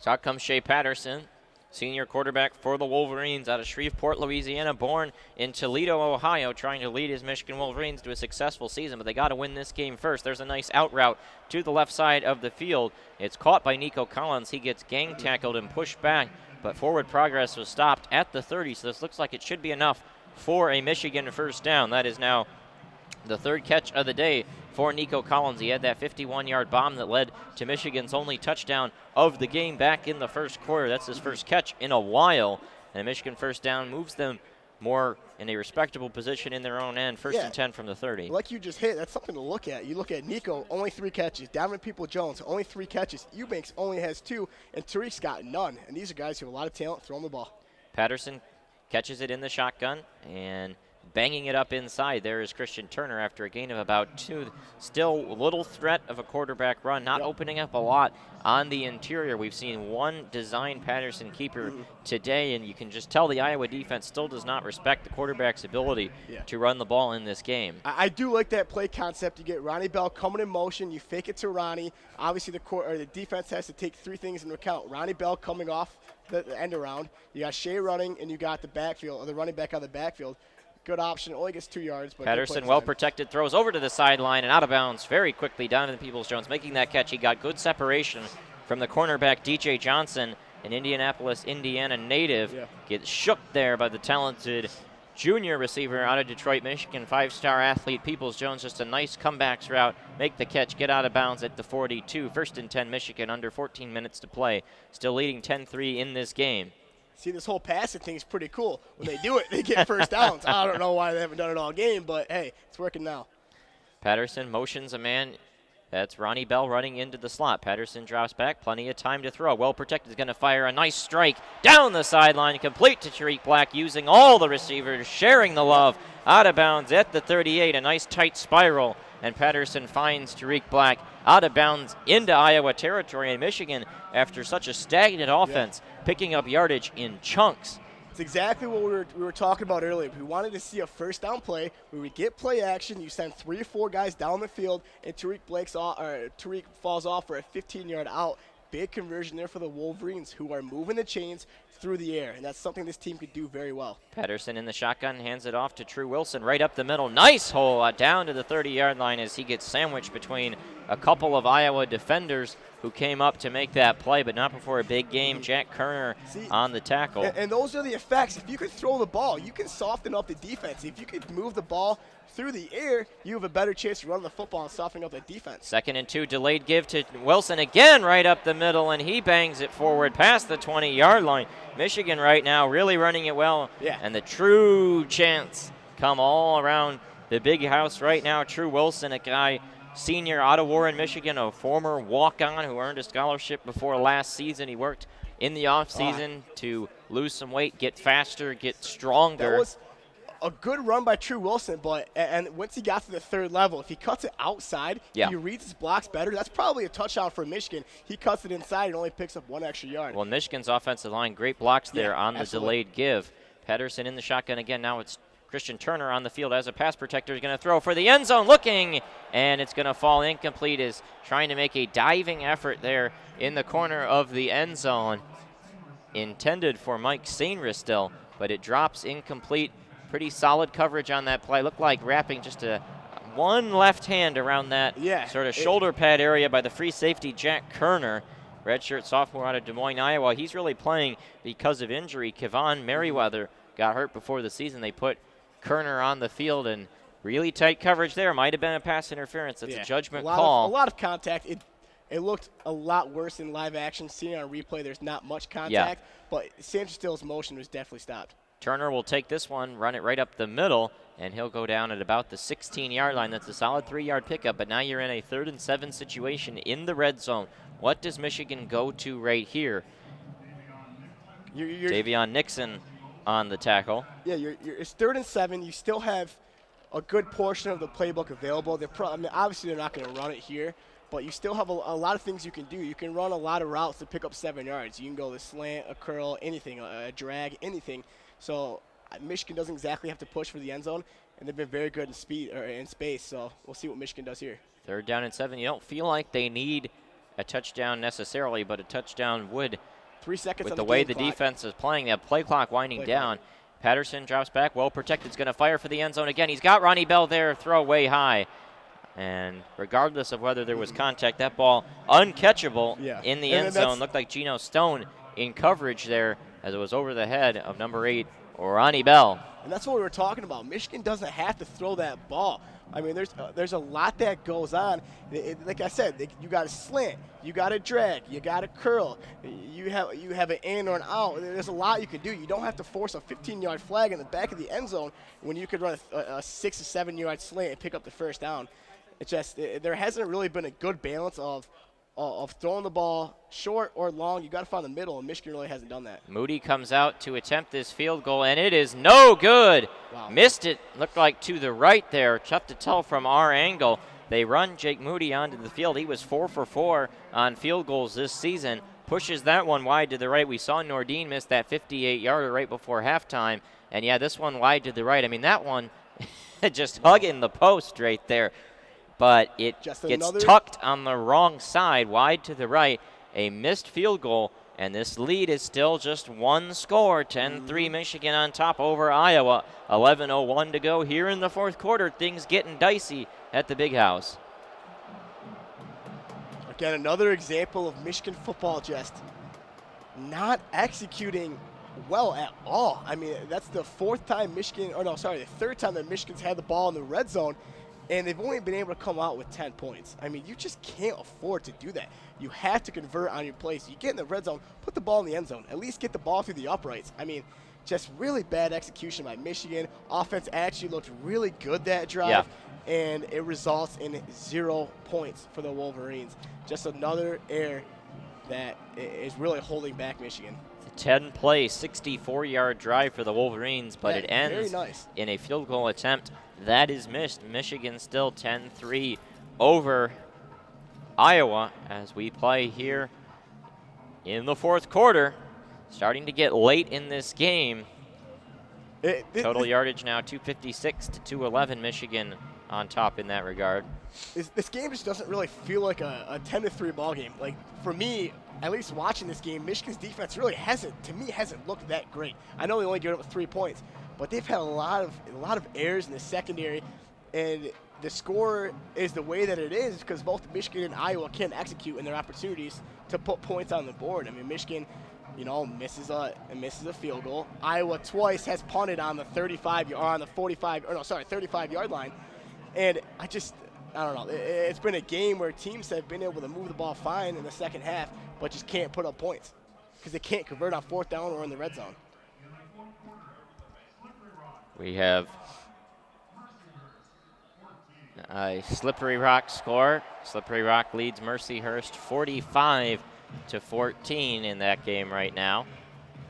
Good old Slippery Rock. Actually, they came to and played Wayne State, I believe, right? Wasn't that? Yeah, at the big house. Yeah, yeah. Yep. So 11:01 to go here in the fourth quarter. Michigan 10, Iowa 3. It's going to be important here for Michigan to keep everybody in front of you. We talked about that 3rd and 22. They got beaten man-to-man coverage. You know you're getting a lot of pressure for your 4-down linemen. I'm fine with leaving 2 safeties over top. We've seen Daxton Hill have great closeout speed. And we also know Josh Metellus is a phenomenal safety. So it's going to be critical here for Michigan to keep the receivers of Iowa in front of them. First down and 10 from the Iowa 20. Stanley is just going to fire very quickly, and it is a nice screen across the middle. And getting out past the 30-yard line to the 32 there was Amir Smith-Marset. Catching it on sort of a delayed screen, caught it in the backfield, and then slanted across the field. Gets a nice first down, brought down eventually by Daxton Hill. Yeah, that's the type of wide receiver screen that is effective. You run a tunnel screen where you have your outside wide receiver and the trip set come inside, but you also fling out your 2 right down offensive linemen, and they come out and lead for the Hawkeyes wide receiver, and turns into a nice 12-yard gain. Stanley under center, I formation, brings a receiver in motion, play action, 7-step drop. He's going to fire down the field, and multiple flags come out, I think for 2 different penalties as it falls well incomplete. Stanley throwing in double coverage, looking for Brandon Smith down the field. We had 1 flag come out at about the line of scrimmage early in the play, and then a second flag came in from the back judge, presumably looking at that route down the field where you might have a risk of a defensive holding or something, where that second one came through. One's going to be on Iowa and one's going to be on Michigan. That would be my guess. One on Iowa for not legal formation, but illegal motion. Yeah, that would be. Yeah, because the guy. Oh, they say just one foul on the play, so they must have picked up that flag that was thrown at the line of scrimmage, because that one certainly was not going to be a defensive holding. They call it on Levert Hill. He was in coverage of Brandon Smith down the seam. Yeah, looking at the replay, that's a good call. Hooked his hand right there. Looking at the replay, that's a good call not to call illegal motion on Tyler Goodson. He came in motion, came inside, then back outside, wasn't moving forward, and he was the only guy in motion, so he didn't have to come stop to regain his eligibility. So I think that's a good call picking it up, and a tough break there for the Wolverines. 10:24 to go. That's a pretty crucial penalty. 10-yarder moves Iowa up to their own 42. Stanley drops back. Pressure comes off the edge from Hudson. Throw over to the sideline. Great coverage by Glasgow. It's a catch, and only a gain of about 6 yards depending on where the spot is. Caught by Goodson, the freshman from Suwanee, Georgia, over there on the sideline. They'll mark it at the 48, so it is indeed a 6-yard pickup. 2nd and 4. They'll need to cross midfield to get to the other 48 for the first down as 10 minutes remain in the contest. 10-3 Michigan on top. Yeah, that was a rough play there for Glasgow. It looked like he could have made a play on the ball, but just stayed behind Goodson and actually just waited to make a tackle when he could have swatted that away and caused an incompletion there for the Hawkeyes. I formation, Stanley under center, and he will hand it off. Or no, he's going to keep it himself. He's going to get hit, and he will be sacked back at the 39-yard line. They marked the forward progress before he was officially thrown to the ground by Jordan Glasgow there. The redshirt senior, former walk-on, the 3rd brother of the Glasgow. His older 2 are in the National Football League and having a fine senior season. The safety linebacker hybrid with a huge sack, loss of 7 yards, back to the 39-yard line. 3rd and 13, 9 minutes to go in the fourth quarter. Michigan on top 10-3. Looking for a big 3rd down stop. Trips to the left side and another receiver to the right. 5 men at the line. Running back in pass protection mode next to Stanley. He's going to drop back. Pressure starts to come right up the middle. He's going to get hit. He's going to go down. Cam McGrone delivers a thundering sack. And Michigan back-to-back sacks. Nate Stanley, it is open season on the Iowa quarterback, and the Michigan Dogs are hungry.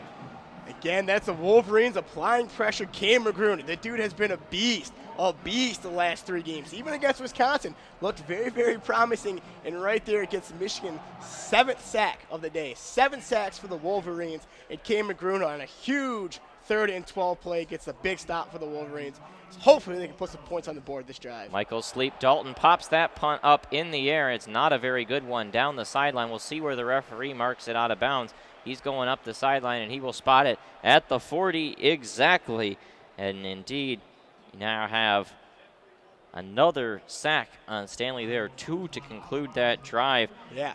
That is, now it's up to 7 officially. 7 sacks for the Michigan Wolverines of Iowa. And the thing is, entering this game, the Hawkeyes had 6 sacks allowed all season. And the strength of their team built on those pass-protecting tackles. But Michigan really varying the blitzes, bringing them from the inside, from the outside. And you see those couple plays. The first down play, you have Hudson come off the edge. Exactly. Second play, you have Glasgow. Third play, you have McGrone. And they've just been doing a big variety. Like you just said, it's not just straightaway pressure that they're getting. It's really these blitz packages that Don Brown is executing and calling. It's been a lot of Texas stunts. It's been a lot of normal defensive line stunts. And getting guys in space where they bring those great offensive tackles inside and then bring someone outside with the stunt. We've seen Cam McGroon get 2 big sacks on it, and we saw Jordan Glasgow on that series on a great stunt where obviously the defensive end goes inside, he goes outside, gets those tackles, out of their normal shell of just staying set and pass blocking like they usually do, and giving Michigan an opportunity to get to the quarterback. It's been a very, very good job of Don Brown dialing up these blitzes. The second half, he's done a better job of realizing when to blitz and when not to blitz. They did there on 3rd and 12. Fortunately, it worked for them. But he also dropped back 2 safeties. It wasn't a situation where it's just purely man-to-man coverage. Michigan does a great job of really just great defensive execution there on that drive and pretty much throughout the entire second half. Well, Iowa came into this game averaging 465 total yards per game, held right now to 208 all season. They had lost just 1 turnover. Today they've lost 4, 3 interceptions and a fumble.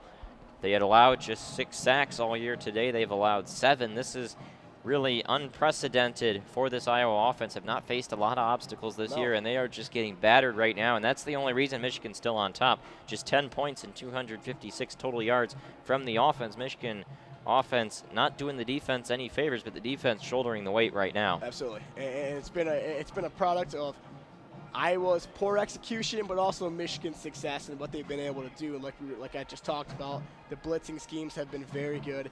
But now it's time. The defense has done its job. Michigan came right off. Michigan's offense is back on the field. A horrible punt there by Iowa gets Michigan the ball close to plus territory at their own 40. This is Michigan's best chance to get the chains moving, get themselves in the red zone, and actually finish out a drive and put some points on the board. Well, and the way your defense is playing, you have to feel good about if you can get a touchdown here, you feel like you have the game in hand, as it's a quick handoff to Charbonnet right up the middle and some pushing at the line. A solid 4-yard pickup there. Michigan has not gotten a lot of chunk gains. Their longest run, an 18-yarder by Hassan Haskins at the end of the first half. But moves you into 2nd down and 6, and Michigan really content to try to bleed the clock here under 8 minutes remaining in this 4th quarter, and thus the game 10-3 Wolverines on top. Patterson shows up with Charbonnet to his left, and Charbonnet will have it again, and he gets met pretty much immediately, but he's able to fall forward there for an extra yard or 2 after getting hit hard there over the middle at the second level. The linebackers, Christian Welch, the middle linebacker, was the first one to meet him. Then he also got a bit of help from Jaimon Colbert. And now Patterson's going to roll out to his right, pressure in his face, throws across the middle, and behind Tariq Black as he was blanketed. Yeah, that was Jack Kerner wearing him like a cheap suit, and it falls incomplete. Actually, really nice pass there from Tariq Black, or from Shea Patterson to Tariq Black.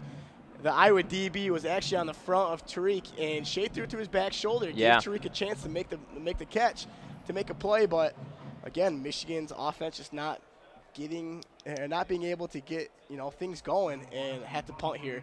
That's 6 yards of offense on that 3 and out. Will Hart back out to punt. Nico Reganey back deep. Reganey standing on the right side of the field at the 10, just past the hash mark. Will Hart on his side of the field at the left hash, standing just in front of the 31. Ball is placed on the 44, and the play clock, I think, had some issues. Let's take a look. Is there a delay of game? Waiting on the referee is the Michigan offense walking, or the punt team rather, walking to the sideline. Yeah, sure looks the referees here are going to change. Yeah, let's take a look. No, they are going to assess a delay of game. So that'll back Michigan up to the 41, which really doesn't have Hart will deliver it. Yeah, it really doesn't have too much effect on the play. It's not like Michigan was going to go for it. But interestingly enough, this is the first time that Will Hart's going to punt into the wind since the first quarter. So obviously he's been having great success in his airtime. Yeah. Punting, obviously, with the wind. Well, there hasn't been a ton of wind in this game in general. Winds east-southeast at 10 miles an hour. Temperature right now 61 degrees and mostly sunny. Low snap. Hart picks it up, and another booming punt will land right at the 21, but Reganey is able to catch it on the run, and he will go down at about the 34, 35-yard line as the Gunners are able to get down there and bring him down. They'll spot it officially at the 33 of Iowa, so they'll need to go 67 yards to tie this game. 7:08 on the clock, just 208 total yards of offense for Iowa. Hawkeyes have got to find something to stop that Michigan pressure. And we know Nate Stanley's a very good quarterback, and he obviously has, you know, the possibility of burning Michigan. That 3rd and 22 laid a very, very nice pass, obviously on that deep fade. You know he can beat him. He can beat us with his arm. He can beat Michigan with his arm. So it's going to be, like I said earlier, important for Michigan to keep the wide receivers in front of them. Drop back Metellus, drop back Hawkins. You take your time. Necessarily just take your time. You know you have things to do. You can run more stunts. You can run more, obviously, your zone blitzes that Don Brown loves to run. But like I said, it's going to be important to keep the wide receivers in front of them. Iowa today, just 11 rushing yards, due mostly in part to the negative 53 rushing yards from Nate Stanley on the 7 sacks. And again, those sacks, I mean, his big tendency with these sacks has been to just run backwards, and Michigan's been able to take advantage of that. Well, I mean, that's a lot of these blitzes have came from his backside, and it's almost instinct of quarterbacks when they see a rusher for the first time coming off their backside, and your first instinct is to retreat a little bit, take those 3 or 4 yards back and try to avoid it. But Michigan's done such a great job of disguising their blitzes. And it's going to be big here. I'm curious to see if Don Brown's going to dial it back a little bit. You know he doesn't love to.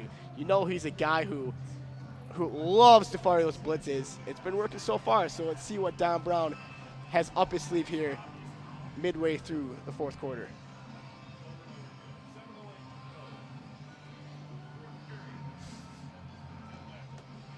Yeah, like you said, Michigan 7 sacks on the day. The offense not been great here. The defense has given Michigan every opportunity in the world to put up almost a blowout. I mean, like we were talking about, 10-0 in the first quarter, and nothing has really came up of it at all. Looking at some of the stat lines, Donovan People-Jones with 4 catches, 26 yards. Nico with 3 for 63 with that long 51-yard catch. Charbonnet in the running game, 3.5 yards a carry for 12 attempts for 42 yards and that short 3-yard touchdown. Curious to see what Michigan's going to do here on defense. So Iowa going to spread the field as actually for the first time really in a long time, the first play of a new set, they come out in shotgun. Yes. Not in the I formation or not in the double slot. Shotgun 5 wide. Stanley drops back, is going to throw a quick slant, got it complete. And down to about the 42-yard line, Nico Reganey. Nice coverage there from Josh Metellus, but able to get 9 yards on that play. It'll be 2nd down and 1 from the 42-yard line. Yeah, that's a good job by Iowa to get that ball out quick. Yeah. Mitigate that pass rush that Michigan has been using to hound Stanley all day. Clock under 7 minutes. 10-3 Michigan on top, trying to hold on in this game in the 4th quarter against the Iowa Hawkeyes. They have the tight end Weeding moving in motion, and he'll be the main blocker for Mekhi Sargent, who goes up the middle and just does get the first down. They'll give him about 2 yards on the rush, but they'll move the sticks and a Michigan first down. Yeah, very nice job there by Iowa, making sure they got 7 guys on the line of scrimmage. 7 guys on the line of scrimmage. A tight end who was originally lined up at tight end went back to fullback, and the outside wide receiver gets in, lines back up on the line of scrimmage. Obviously that's things that people don't really recognize when they watch football, but those are easy mistakes to commit. If that wide receiver doesn't go on the line of scrimmage, that's illegal formation. Well, and Weeding there, the tight end, I mean, he was a fullback last season. He's used mostly as a blocker. Iowa doesn't have that same receiving threat at tight end like they normally do. Stanley going to fire down the field, got a man open, and he's got it complete out of bounds at about the 26-yard line. A great catch there. Tyler Goodson hauls it in. The freshman from Suwanee, Georgia, out of bounds they'll give him officially the 25, move the chains, and it was a double coverage. I mean, coming over the top there was the safety Metellus after getting a step on the linebacker McGrone there was Goodson. He's sort of the scat back running a wheel route down the sideline. McGrone is very, very fast, but looked like he got just a bit of a late jump there in tracking down the speedy receiver down the sideline. Now 1st and 10 Iowa from the Michigan 25. They need a touchdown to tie this game. 5.5 minutes to go in the contest. Stanley in the shotgun. He's going to drop back, ready to pass. He's got time to throw. There's a holding there as he fires into the end zone. Incomplete. It is dropped in the end zone, but 2 flags came out in what looks like an obvious hold on the Iowa Hawkeyes. Weeding, the tight end, in the area of the holding as well as a couple of the tackles. The ball had been caught in the end zone by Nico Reganey and then dropped as he went to the ground, but the 10-yard penalty announced by the referees, and it does go against Weeding, the redshirt senior from Rockford, Illinois, struggling to pick up that Michigan pressure. Gave Stanley time to find a man, and that was a coverage bust for Michigan. Reganey wide open in the end zone. Like you said, fortunately enough, that cleat came off the edge, and Weeding had to hold him. At first, he was disguised in coverage, and they came up to the line of scrimmage and had a really good jump, and Weeding held him. But like you said, it was wide open. Good pass by Stanley. That's a touchdown and no penalty, obviously. Something Michigan's got to figure out. I mean, they almost had that cover 2 problem there in the last play, that long catch by Goodson. So back up Iowa, 1st down and 20. Pressure comes off the edge. Got it complete to Reganey. Another flag comes in. He's going to pick up a solid 11 yards before he's brought down by Daxton Hill on a crossing route. Tackled right at the 25-yard line, but another flag down on the field in the area of yet another hold in this Michigan pressure. It's not getting home, but it's forcing penalties right now, and holding is announced there by the referee. We'll see who they officially marked it on. Number 77, that goes against Alaric Jackson. A guy who's, everybody talks about the 1st-round pick. He actually has been out the majority of the season. Yes, he was injured. Game, right? He was injured in week 1. Missed so the last 2. He was start. held out against Middle Tennessee when he could have gone. A redshirt junior from Detroit, Michigan, was a Michigan commit before he flipped to Iowa. He was Pro Football Focus's top-rated offensive lineman in the entire conference last year, one of the top pass-protecting tackles in the country. But he has had a rough go of things today. Looks a little hobbled as the Michigan pass rushers have undressed him most of the day. Stanley on 1st and 30 is just trying to get something back, and he'll pick up a solid 5 yards to the 40-yard line. Clock ticks under 5 minutes. And if Iowa can't get it in the end zone here, you do think they could possibly kick a field goal with 3 timeouts, but you got to work with tempo a little bit if you're going to try to play for a field goal. And we've seen twice that Iowa's had the ball on the 35-yard line and has elected to punt, so clearly they don't have much confidence in their kicker. So ideally, when you're so far behind the sticks, you just got to get him in range. Yeah, exactly. The target range here has got to be get the ball on the 28-yard line. I believe his season high is career high is a 49-yard field goal, so got to put him around the 32-yard line. So still a lot to gain here for the Hawkeyes. It's about 8 to 9 yards. Stanley drops back, and he's just going to throw another easy underneath route to Reganey. That gets him out to the 34-yard line, and a flag did come in. Be interesting to see what they mark as that flag. Let's take a look at what the referee is going to announce. A lot of action for these referees after a rather clean first half. Looks like it could be defensive holding on Michigan. Let's take a look. Or no, an ineligible man downfield. Okay. So we saw one of those last week. Yeah, so what happened there was the tight end was lined up, and the outside wide receiver was also so the tight end was on the line of scrimmage, and the outside wide receiver was on the line of scrimmage as well, so that tight end was covered up. So when he goes down for a pass, he's not eligible, which is an illegal man downfield. It's a good find. Michigan declines the penalty, and they will stick with what is now a 3rd and 20 from just inside the 35-yard line. They need the Michigan 15, 4 minutes to go in the 4th quarter. That's a very interesting call there by Jim Harbaugh. He elects to decline the penalty. Iowa's sitting at the 34-yard line. Yes, they punted twice, but still a 51-yard field goal. We've seen them take some shots down the field. Yeah. We'll see what they do here. Michigan obviously going to try to get home before those receivers can get 20 yards downfield. They line up with 5 wide, 5 men at the line, and Stanley, the only one in the backfield, looked like a little antsy up, but it's going to be a false start on the right tackle. Tristan Wirfs was just bouncing around a little bit in his shoes, and the Mount Vernon, Iowa native will be hit with the false start. This crowd, all 111,519 of them, going wild right now, trying to get him loud. Backs him back up all the way to the 39 is where they put the ball down. which will be 3rd and 24. Again, they need the 15. You need about 10 yards to feel comfortable running the field goal unit out there. A little wind in the stadium. Yeah, not a very good job by Iowa this possession. Yeah. You had that legal man downfield because of a bad alignment of their offense, a bad formation, and then they have that false start penalty. So, I mean, really, they could easily be on the 30, 29-yard line right now, but now they're stuck on the 39. And a little bit of issue with Michigan in their formation. Pressure comes right up the middle. McGrone's going to get him! And down he goes. Aiden Hutchinson comes in after McGrone wrapped him up. And you had Dana in there, also Dwumfor, a lot of guys, everybody in the area. And down goes Nate Stanley. They'll put the ball down on the Iowa 49. That is a giant loss. And you had McGrone getting to him first. Then you had Hutchinson hitting him, and then Dana was the third. It was kind of, hold him down. And then McGrone wasn't even touched. It was a zone blitz where Glasgow was lined up as a defensive end, came out into coverage, and McGrone from the linebacker spot came into blitz. And really, McGrone was wide open. That's 2 or 3 times we've seen that today where Iowa just doesn't seem to have their blocking scheming down. Here's a punt from Michael Sleep Dalton, and that's a pretty solid one. It goes out of bounds around the 8. We'll see where it's marked. And the referee comes up the sideline, marks it at the 15. So Michigan in their own end. Iowa all 3 timeouts. 2:52 to go in this game. Michigan 10, Iowa 3. You feel like a first down could go a long way towards putting this game in the bag. But if you don't get a first down, if you 3 and out here, Iowa uses their timeouts, they could have decent field position and still quite a bit of time in this game. And that's important. That's what Harbaugh and Gaddis have to think about. When 3 timeouts, 2:52, Iowa obviously can stop Michigan here, 3 and out, get the ball with 2 minutes to go. You can't limit your playbook. You can't stick to just the running game.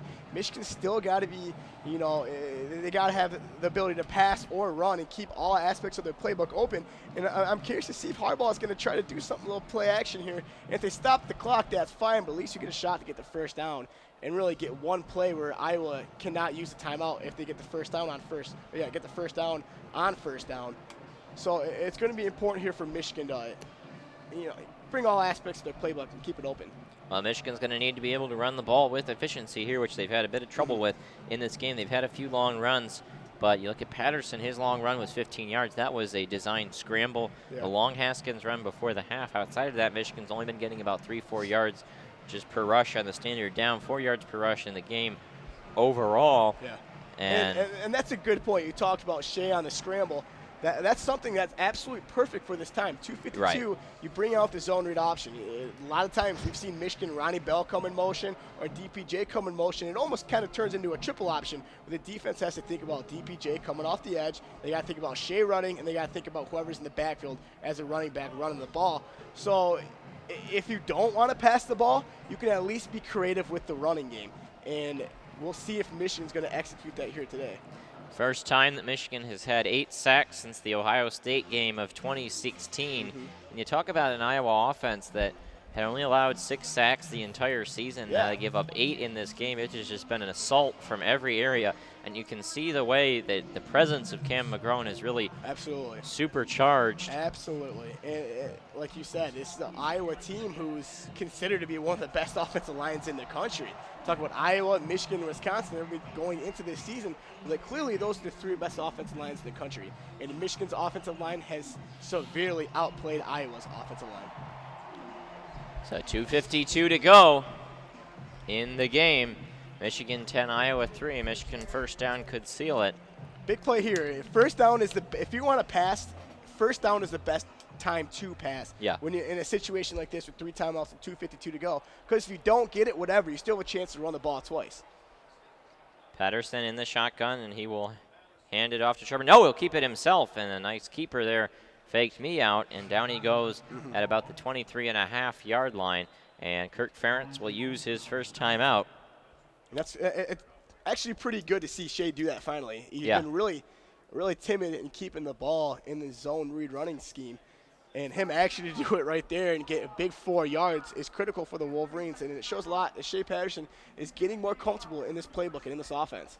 Second design keeper of the game for Michigan. It'll be 2nd and 7 when we come back out of this timeout. It'll just be a quick timeout. Kirk Ferentz the longest tenured coach in college football, has guided Iowa to 16 bowl games in his first 20 seasons. This is year 21 for Ferentz. He's also one of the higher paid coaches in college football. He knows his role, and he gets Iowa to 8-9 wins pretty consistently. And then, once every 5 years or so, he makes a BCS or a CFP bowl game. And Iowa's Year 6, whatever it's called. Yeah, Iowa's been. Man, what did they play in the Rose Bowl? I believe Christian McCaffrey against Stanford, 2015. They went 12-0 that year, lost to Michigan State in the Big Ten title game. Now Patterson will hand it off to Charbonnet, and that's a great tackle in the backfield by A.J. Epinesa, looping off the edge to bring down Charbonnet by the shoestrings, maybe even a loss of one, and Kirk Ferentz quickly calls timeout, and now it'll be 3rd and 6 or 7. And that was what do they go to here to try and win the game? Very nice scheming there by Iowa. Looking at that defensive set, they obviously the guy you read in the zone read is a defensive end who you leave unblocked. The defensive end goes in, but they loop the outside linebacker out, so he essentially takes the job of the defensive end. And Shea, rightfully so, handed the ball off, and it was just great execution by Iowa. You ask what would I go with here on 3rd and 6. You still have that timeout to think about. Timeout is actually a big deal in college football, too, because we all know if they don't get the first down, the clock rolls, obviously.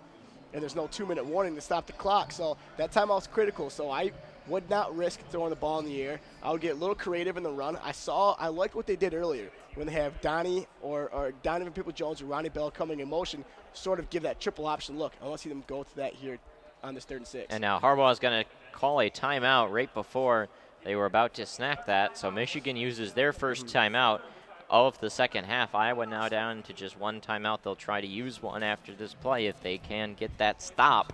2:42 on the clock. If you get a stop here, you use your timeout at around 2:35. Hart's punting from close to his own goal line. You could get the ball about the 40-yard line in your own territory, needing 60 yards in about 2 minutes, 20 seconds. That's very, very doable, only down 7, 10-3 in this game. Yeah, and I think that's the concept I want to see from Michigan. It worked really well in the first quarter. Like I said, you put Ronnie Bell in motion, caught him in front of Shea, and probably Charbonnet in the backfield. Fake it to him, then give to Charbonnet. Makes the defense have to respect a couple different aspects of the offense. But like you just said, Will Hart's been on fire today. So fortunately, if Michigan doesn't get this, Will Hart's a guy who can pin Iowa hopefully back to the 25, 30-yard line. So here we go. Patterson in the shotgun. And he is just going to keep it himself, going to run to the side, and he gets sandwiched hard there down to about the 23-yard line, but that'll come up 2 yards short. A nice design of his own keeper. And he runs off that right edge behind Jalen Mayfield. But again, quickly, 2 Iowa tacklers are there to bring him down. Christian Welch, the middle linebacker, one of the first guys to get there. Iowa not fooled at all on 4th down and 2. And why isn't Kirk Ferentz using a timeout here? Maybe he's just saving one, I guess, for a later date. Well, that makes no sense. You never, ever can do that because you lose 30 seconds by not using a timeout. Yeah. And when you run a no-huddle offense, you only lose about 7 or 8 seconds. So you're pretty much just wasting 24 to 20 seconds because your no-huddle is always faster than letting the play clock run. Out comes Will Hart, and he hits another line drive, but right out in front of the coverage. Reganey catches it at the 35-yard line. He's going to run out to the right side, and he'll go out of bounds at about the 46, but a flag comes down in the area where you would expect holding on the return. We'll see what it officially is, or a block in the back, obviously.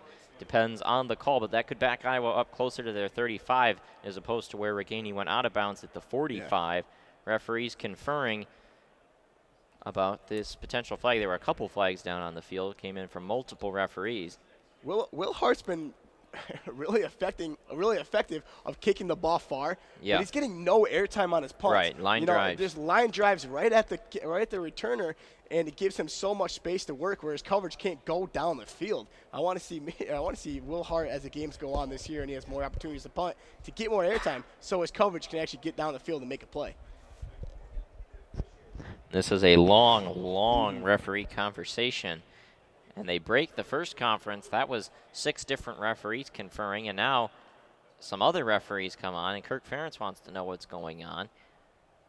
I mean, this is a big play because they got the return down to the 50-yard line. This is the difference between 20 yards. The penalties coming at the 40-yard line, they're back to the 30. There's no penalty. They're at the 50, so this is huge. Well, it's odd because they're talking to both coaches, which would make you think there was penalties on both teams. I mean, normally you don't confer with the team that committed the penalty. Let's take a look. Very good point. I don't know. We still have no public word on what's going on right now. And again, another huddle. I mean, this has almost been 90 seconds now that we've been in the dark. Let's take a look. Here comes the call. It is fouls on both teams.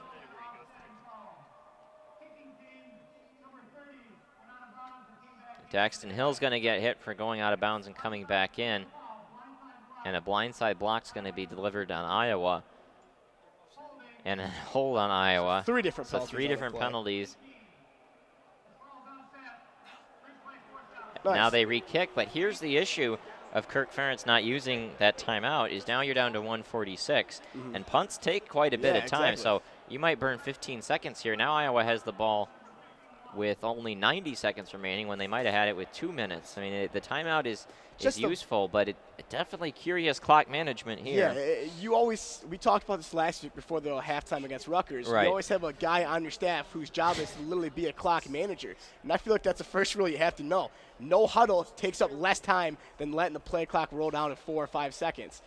Essentially, for me, I don't understand how you can make that mistake or not necessarily a mistake, but just a judgment.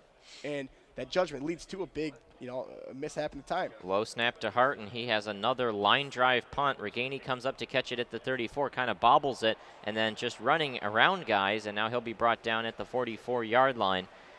A lot of stutter stepping and movement for not a whole lot of pickup. Gains about 8 yards after catching that punt. Marked down officially at the 43-yard line, so Iowa will need to go 57 yards in 95 seconds to send this game to an extra session. And again, we've seen great success on Michigan bringing in these zone blitzes and these Texas stunts, but you have a minute and a half. The only way you can get beat right now is over the top. Last time they ran a cover 2, Josh Metellus was a little slow coming over as a safety. So the job is here. Do not give up any passes over 15 yards. Keep everybody in front of you. I've said it 10 times, and I'll continue to ring the bell. Do not let guys behind you. So Stanley in the shotgun. He's got a running back in pass protection. He's going to throw down the seam. Got a couple guys in the area. Look like Tyrone Tracy and Brandon Smith in that area, but not sure who it was intended to. Looked like Tracy had a step on Dax Hill. It was a very nice 15-yard flag route, and I don't think that's who Stanley was going to. I think he was going for the outside wide receiver, but like you said, Tyrone Tracy had a step on Daxton. It could have been a really nice 15, 20-yard gain on a thing I said you can't do. You can't let the guy beat you. And Iowa play soft coverage and keep the guy in front of you. Really trying to get this ball out early, and they're setting up with so many guys out wide, 4 receivers and then a running back in pass protection. Pressure comes off the edge, picked up well, and that throw in the area of Brandon Smith way over his head and way out of bounds. Totally out of rhythm right now is Nate Stanley and his receivers. That drops him to 20 for 36 on the game. No touchdowns and 3 interceptions. He does have 248 yards, but right now, just no rhythm whatsoever. And we saw on the final play of that previous series, Iowa wind up with 5 wide and no running backs helping, and that went horribly. So now you have the running back in pass protection to try to help pick up these blitzers, and that's doing well, but right now Stanley just not finding anybody. He's got the tight end weeding off the formation of the right side, 3 wide receivers, 2 on the right side of the field, 1 on the left, running back in pass protection, and they run a bubble screen. This one brought down in a hurry, a 2-yard pickup, and now Kirk Ferentz will use his final timeout. It'll be 4th down and 8 from the 45, 1:18 remaining in the game. This is it right here. That was a pretty bad play call. 3rd and 10. You know you're in 4-down territory. You don't run a tunnel screen that's going to try to lead you to a 15, 20-yard play. I understand the concept. They want to move the field. But you know you're in 4-down territory. You can run a slant or a cross or anything, especially those crossing routes that have been torching Michigan for the last, I feel like the rest of my life, my whole life pretty much, but especially this last year. And you run that, pick up 6-7 yards, and you turn yourself into a 4th and 3 play where you can open up your entire playbook. Instead, they run a tunnel screen, which is either a boom or bust play. You're going to pick up a gain of 15 or 20, or you're going to lose a yard or pick up a gain of 2, which they did. And now it's a 4th and 8. You have to shorten up your playbook and probably come out here with a long pass, where if they simply just do a quick little hitch or a slant or a curl and pick up 6-7 yards, they have more plays in their playbook that they can run. So 4th down and 8. 1:20 on the clock. If Iowa cannot pick this up, Michigan will kneel it down and run the clock out. 10-3 Michigan on top over the Hawkeyes. This is it. Yep. If Iowa can't pick up the first down, the game is over. Michigan has been bringing 5 or 6 consistently. I like to see what they've been doing this entire second half. They bring their 4-down linemen, but they bring one of those linebackers and drop 6 into coverage with 2 safeties back. And it's important they don't go into man coverage. You see 3 wide receivers set out wide and a tight end on the right side of the field, and the running back is clearly blocking. So only 4 wide receivers are going out here. Michigan shows blitz. They're going to rush for McGrone. Comes up the middle, picked up well, fired, got it complete. Over the middle to Nico, regaining that nice cut route over towards the sideline, run up the left hash marks, then stop on a dime, cut to the sideline, and you get it complete. He gets brought down at the 44-yard line. Clock stops to reset the chains, but it is now rolling. 1:10 to go in this game. Stanley shotgun yet again, 4 wide receivers, and the running back in pass blocking. That's Ivory Smith-Green. He'll drop back to Stanley. Pressure comes off the edge. Looks like a holding call, but no flag comes in. Stanley going to roll, and he skips that one into a receiver on the sideline there. It looked like Tristan Wirfs was committing a pretty blatant hold on Michael Dana, and the crowd booing about that. I mean, I like 85-year-old grandma probably can see that play. I mean, he has both hands on the outside of Dana's jersey and completely rotates him 180 degrees. I mean, if that's not a hold, I don't know what is. Yeah. That looked pretty darn obvious to me. And the referee and the back judge was yeah, looking right at him. Right in front of him. You had Stanley rolling that way out to the right side, and with the right tackle, Wirfs doing it. 57 seconds to go. 10-3 Michigan on top, trying to get this final stand. 2nd and 10 from the 44-yard line. Stanley drops back, throws. Incomplete off the hands of Nico Reganey. Had a little bit of space with the DBs right behind him. Brad Hawkins in coverage, but it just goes off the mitts, and it's incomplete. 3rd down and 10. Iowa in this game has passed the ball pretty well, 261 passing yards on the game, and you hear the bells in the background, crowd fired up. 111,519 on their feet here at the Big House. Big play here. We saw in the first half, Don Brown was running man-to-man coverage on 3rd and 10, obviously at 3rd and 22. This half, he's been different. He's going into zone coverage. We see 4 wide receivers set out wide. Expect Donnie to run zone here. And Stanley drops back. Pressure comes right in his face. He's going to throw off the hands of the tight end. Weeding, intended receiver. Hawkins in coverage goes off his hands, and now Iowa in their 2nd, 4th, and long of this drive. 4th down and 10. 49 seconds left yet again. Game on the line right here. Big play here. So this is when Don Brown really flexes his muscles. He's been pretty conservative with the blitzes, not bringing 6 or 7. You know, he's been setting up all game. 10 yards, the wide receiver's got to run a deeper route, so it's going to take a little longer. Do not be surprised here if Don Brown sends 6 or 7. Crowd fired up, 7 on the play clock. Stanley's got to get this one off. 4 seconds, 3. Is he ready for the snap? Here it comes. Game on the line. Stanley drops back. Pressure comes off the edge. It's Hudson. He's going to get hit. Tries to throw it in the air. It is caught by a running back. There might be blockers. We'll see how he's going to cut. And he'll finally get brought down at the 46. It looked like Stanley was going to be sacked to win the game. Got it to his running back in the flat, who ran up the sideline for a pretty solid gain, but still brought down 12 yards short of where he needed to get. That'll do it. 37 seconds left on the clock. 1 Michigan kneel down will seal this game. The final score is going to be Michigan 10, Iowa 3.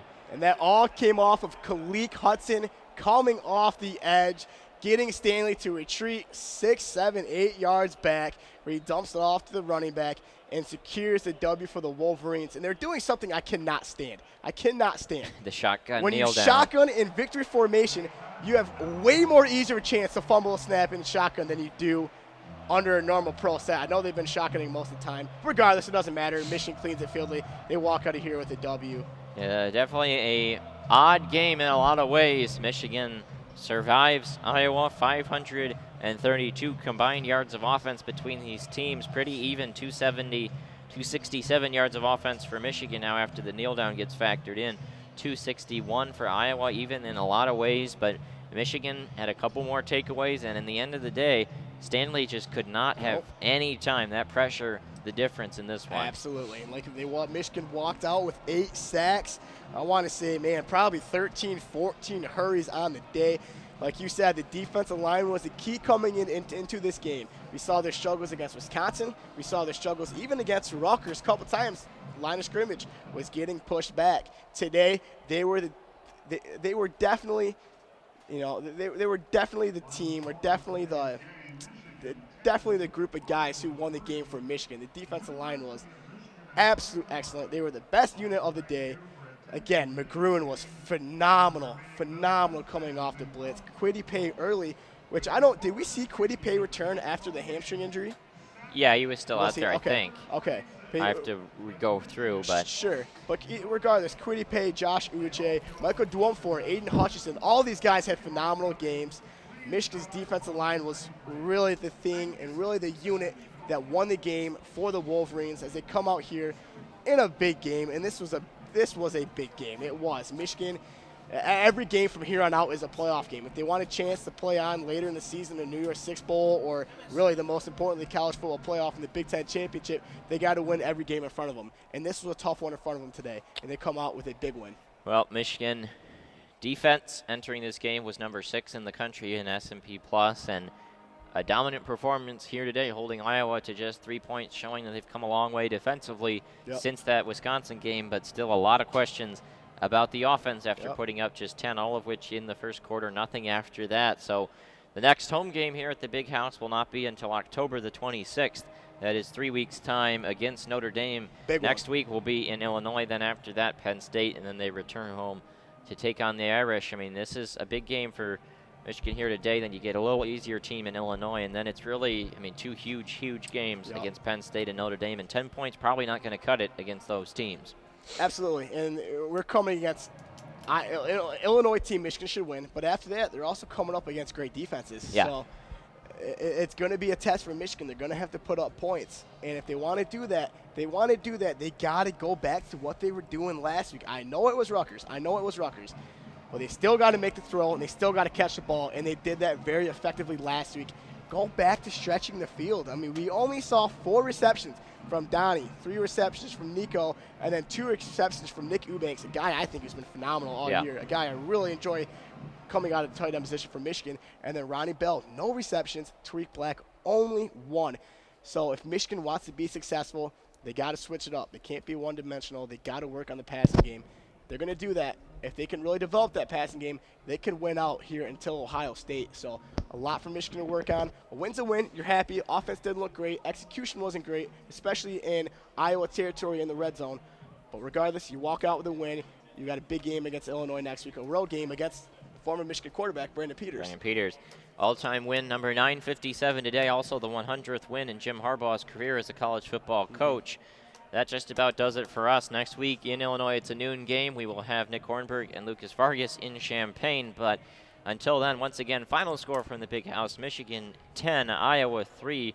For Daniel Thompson, Jack Molino, Andy Laidlaw, I'm Alex Strain saying good night and go blue from the Big House.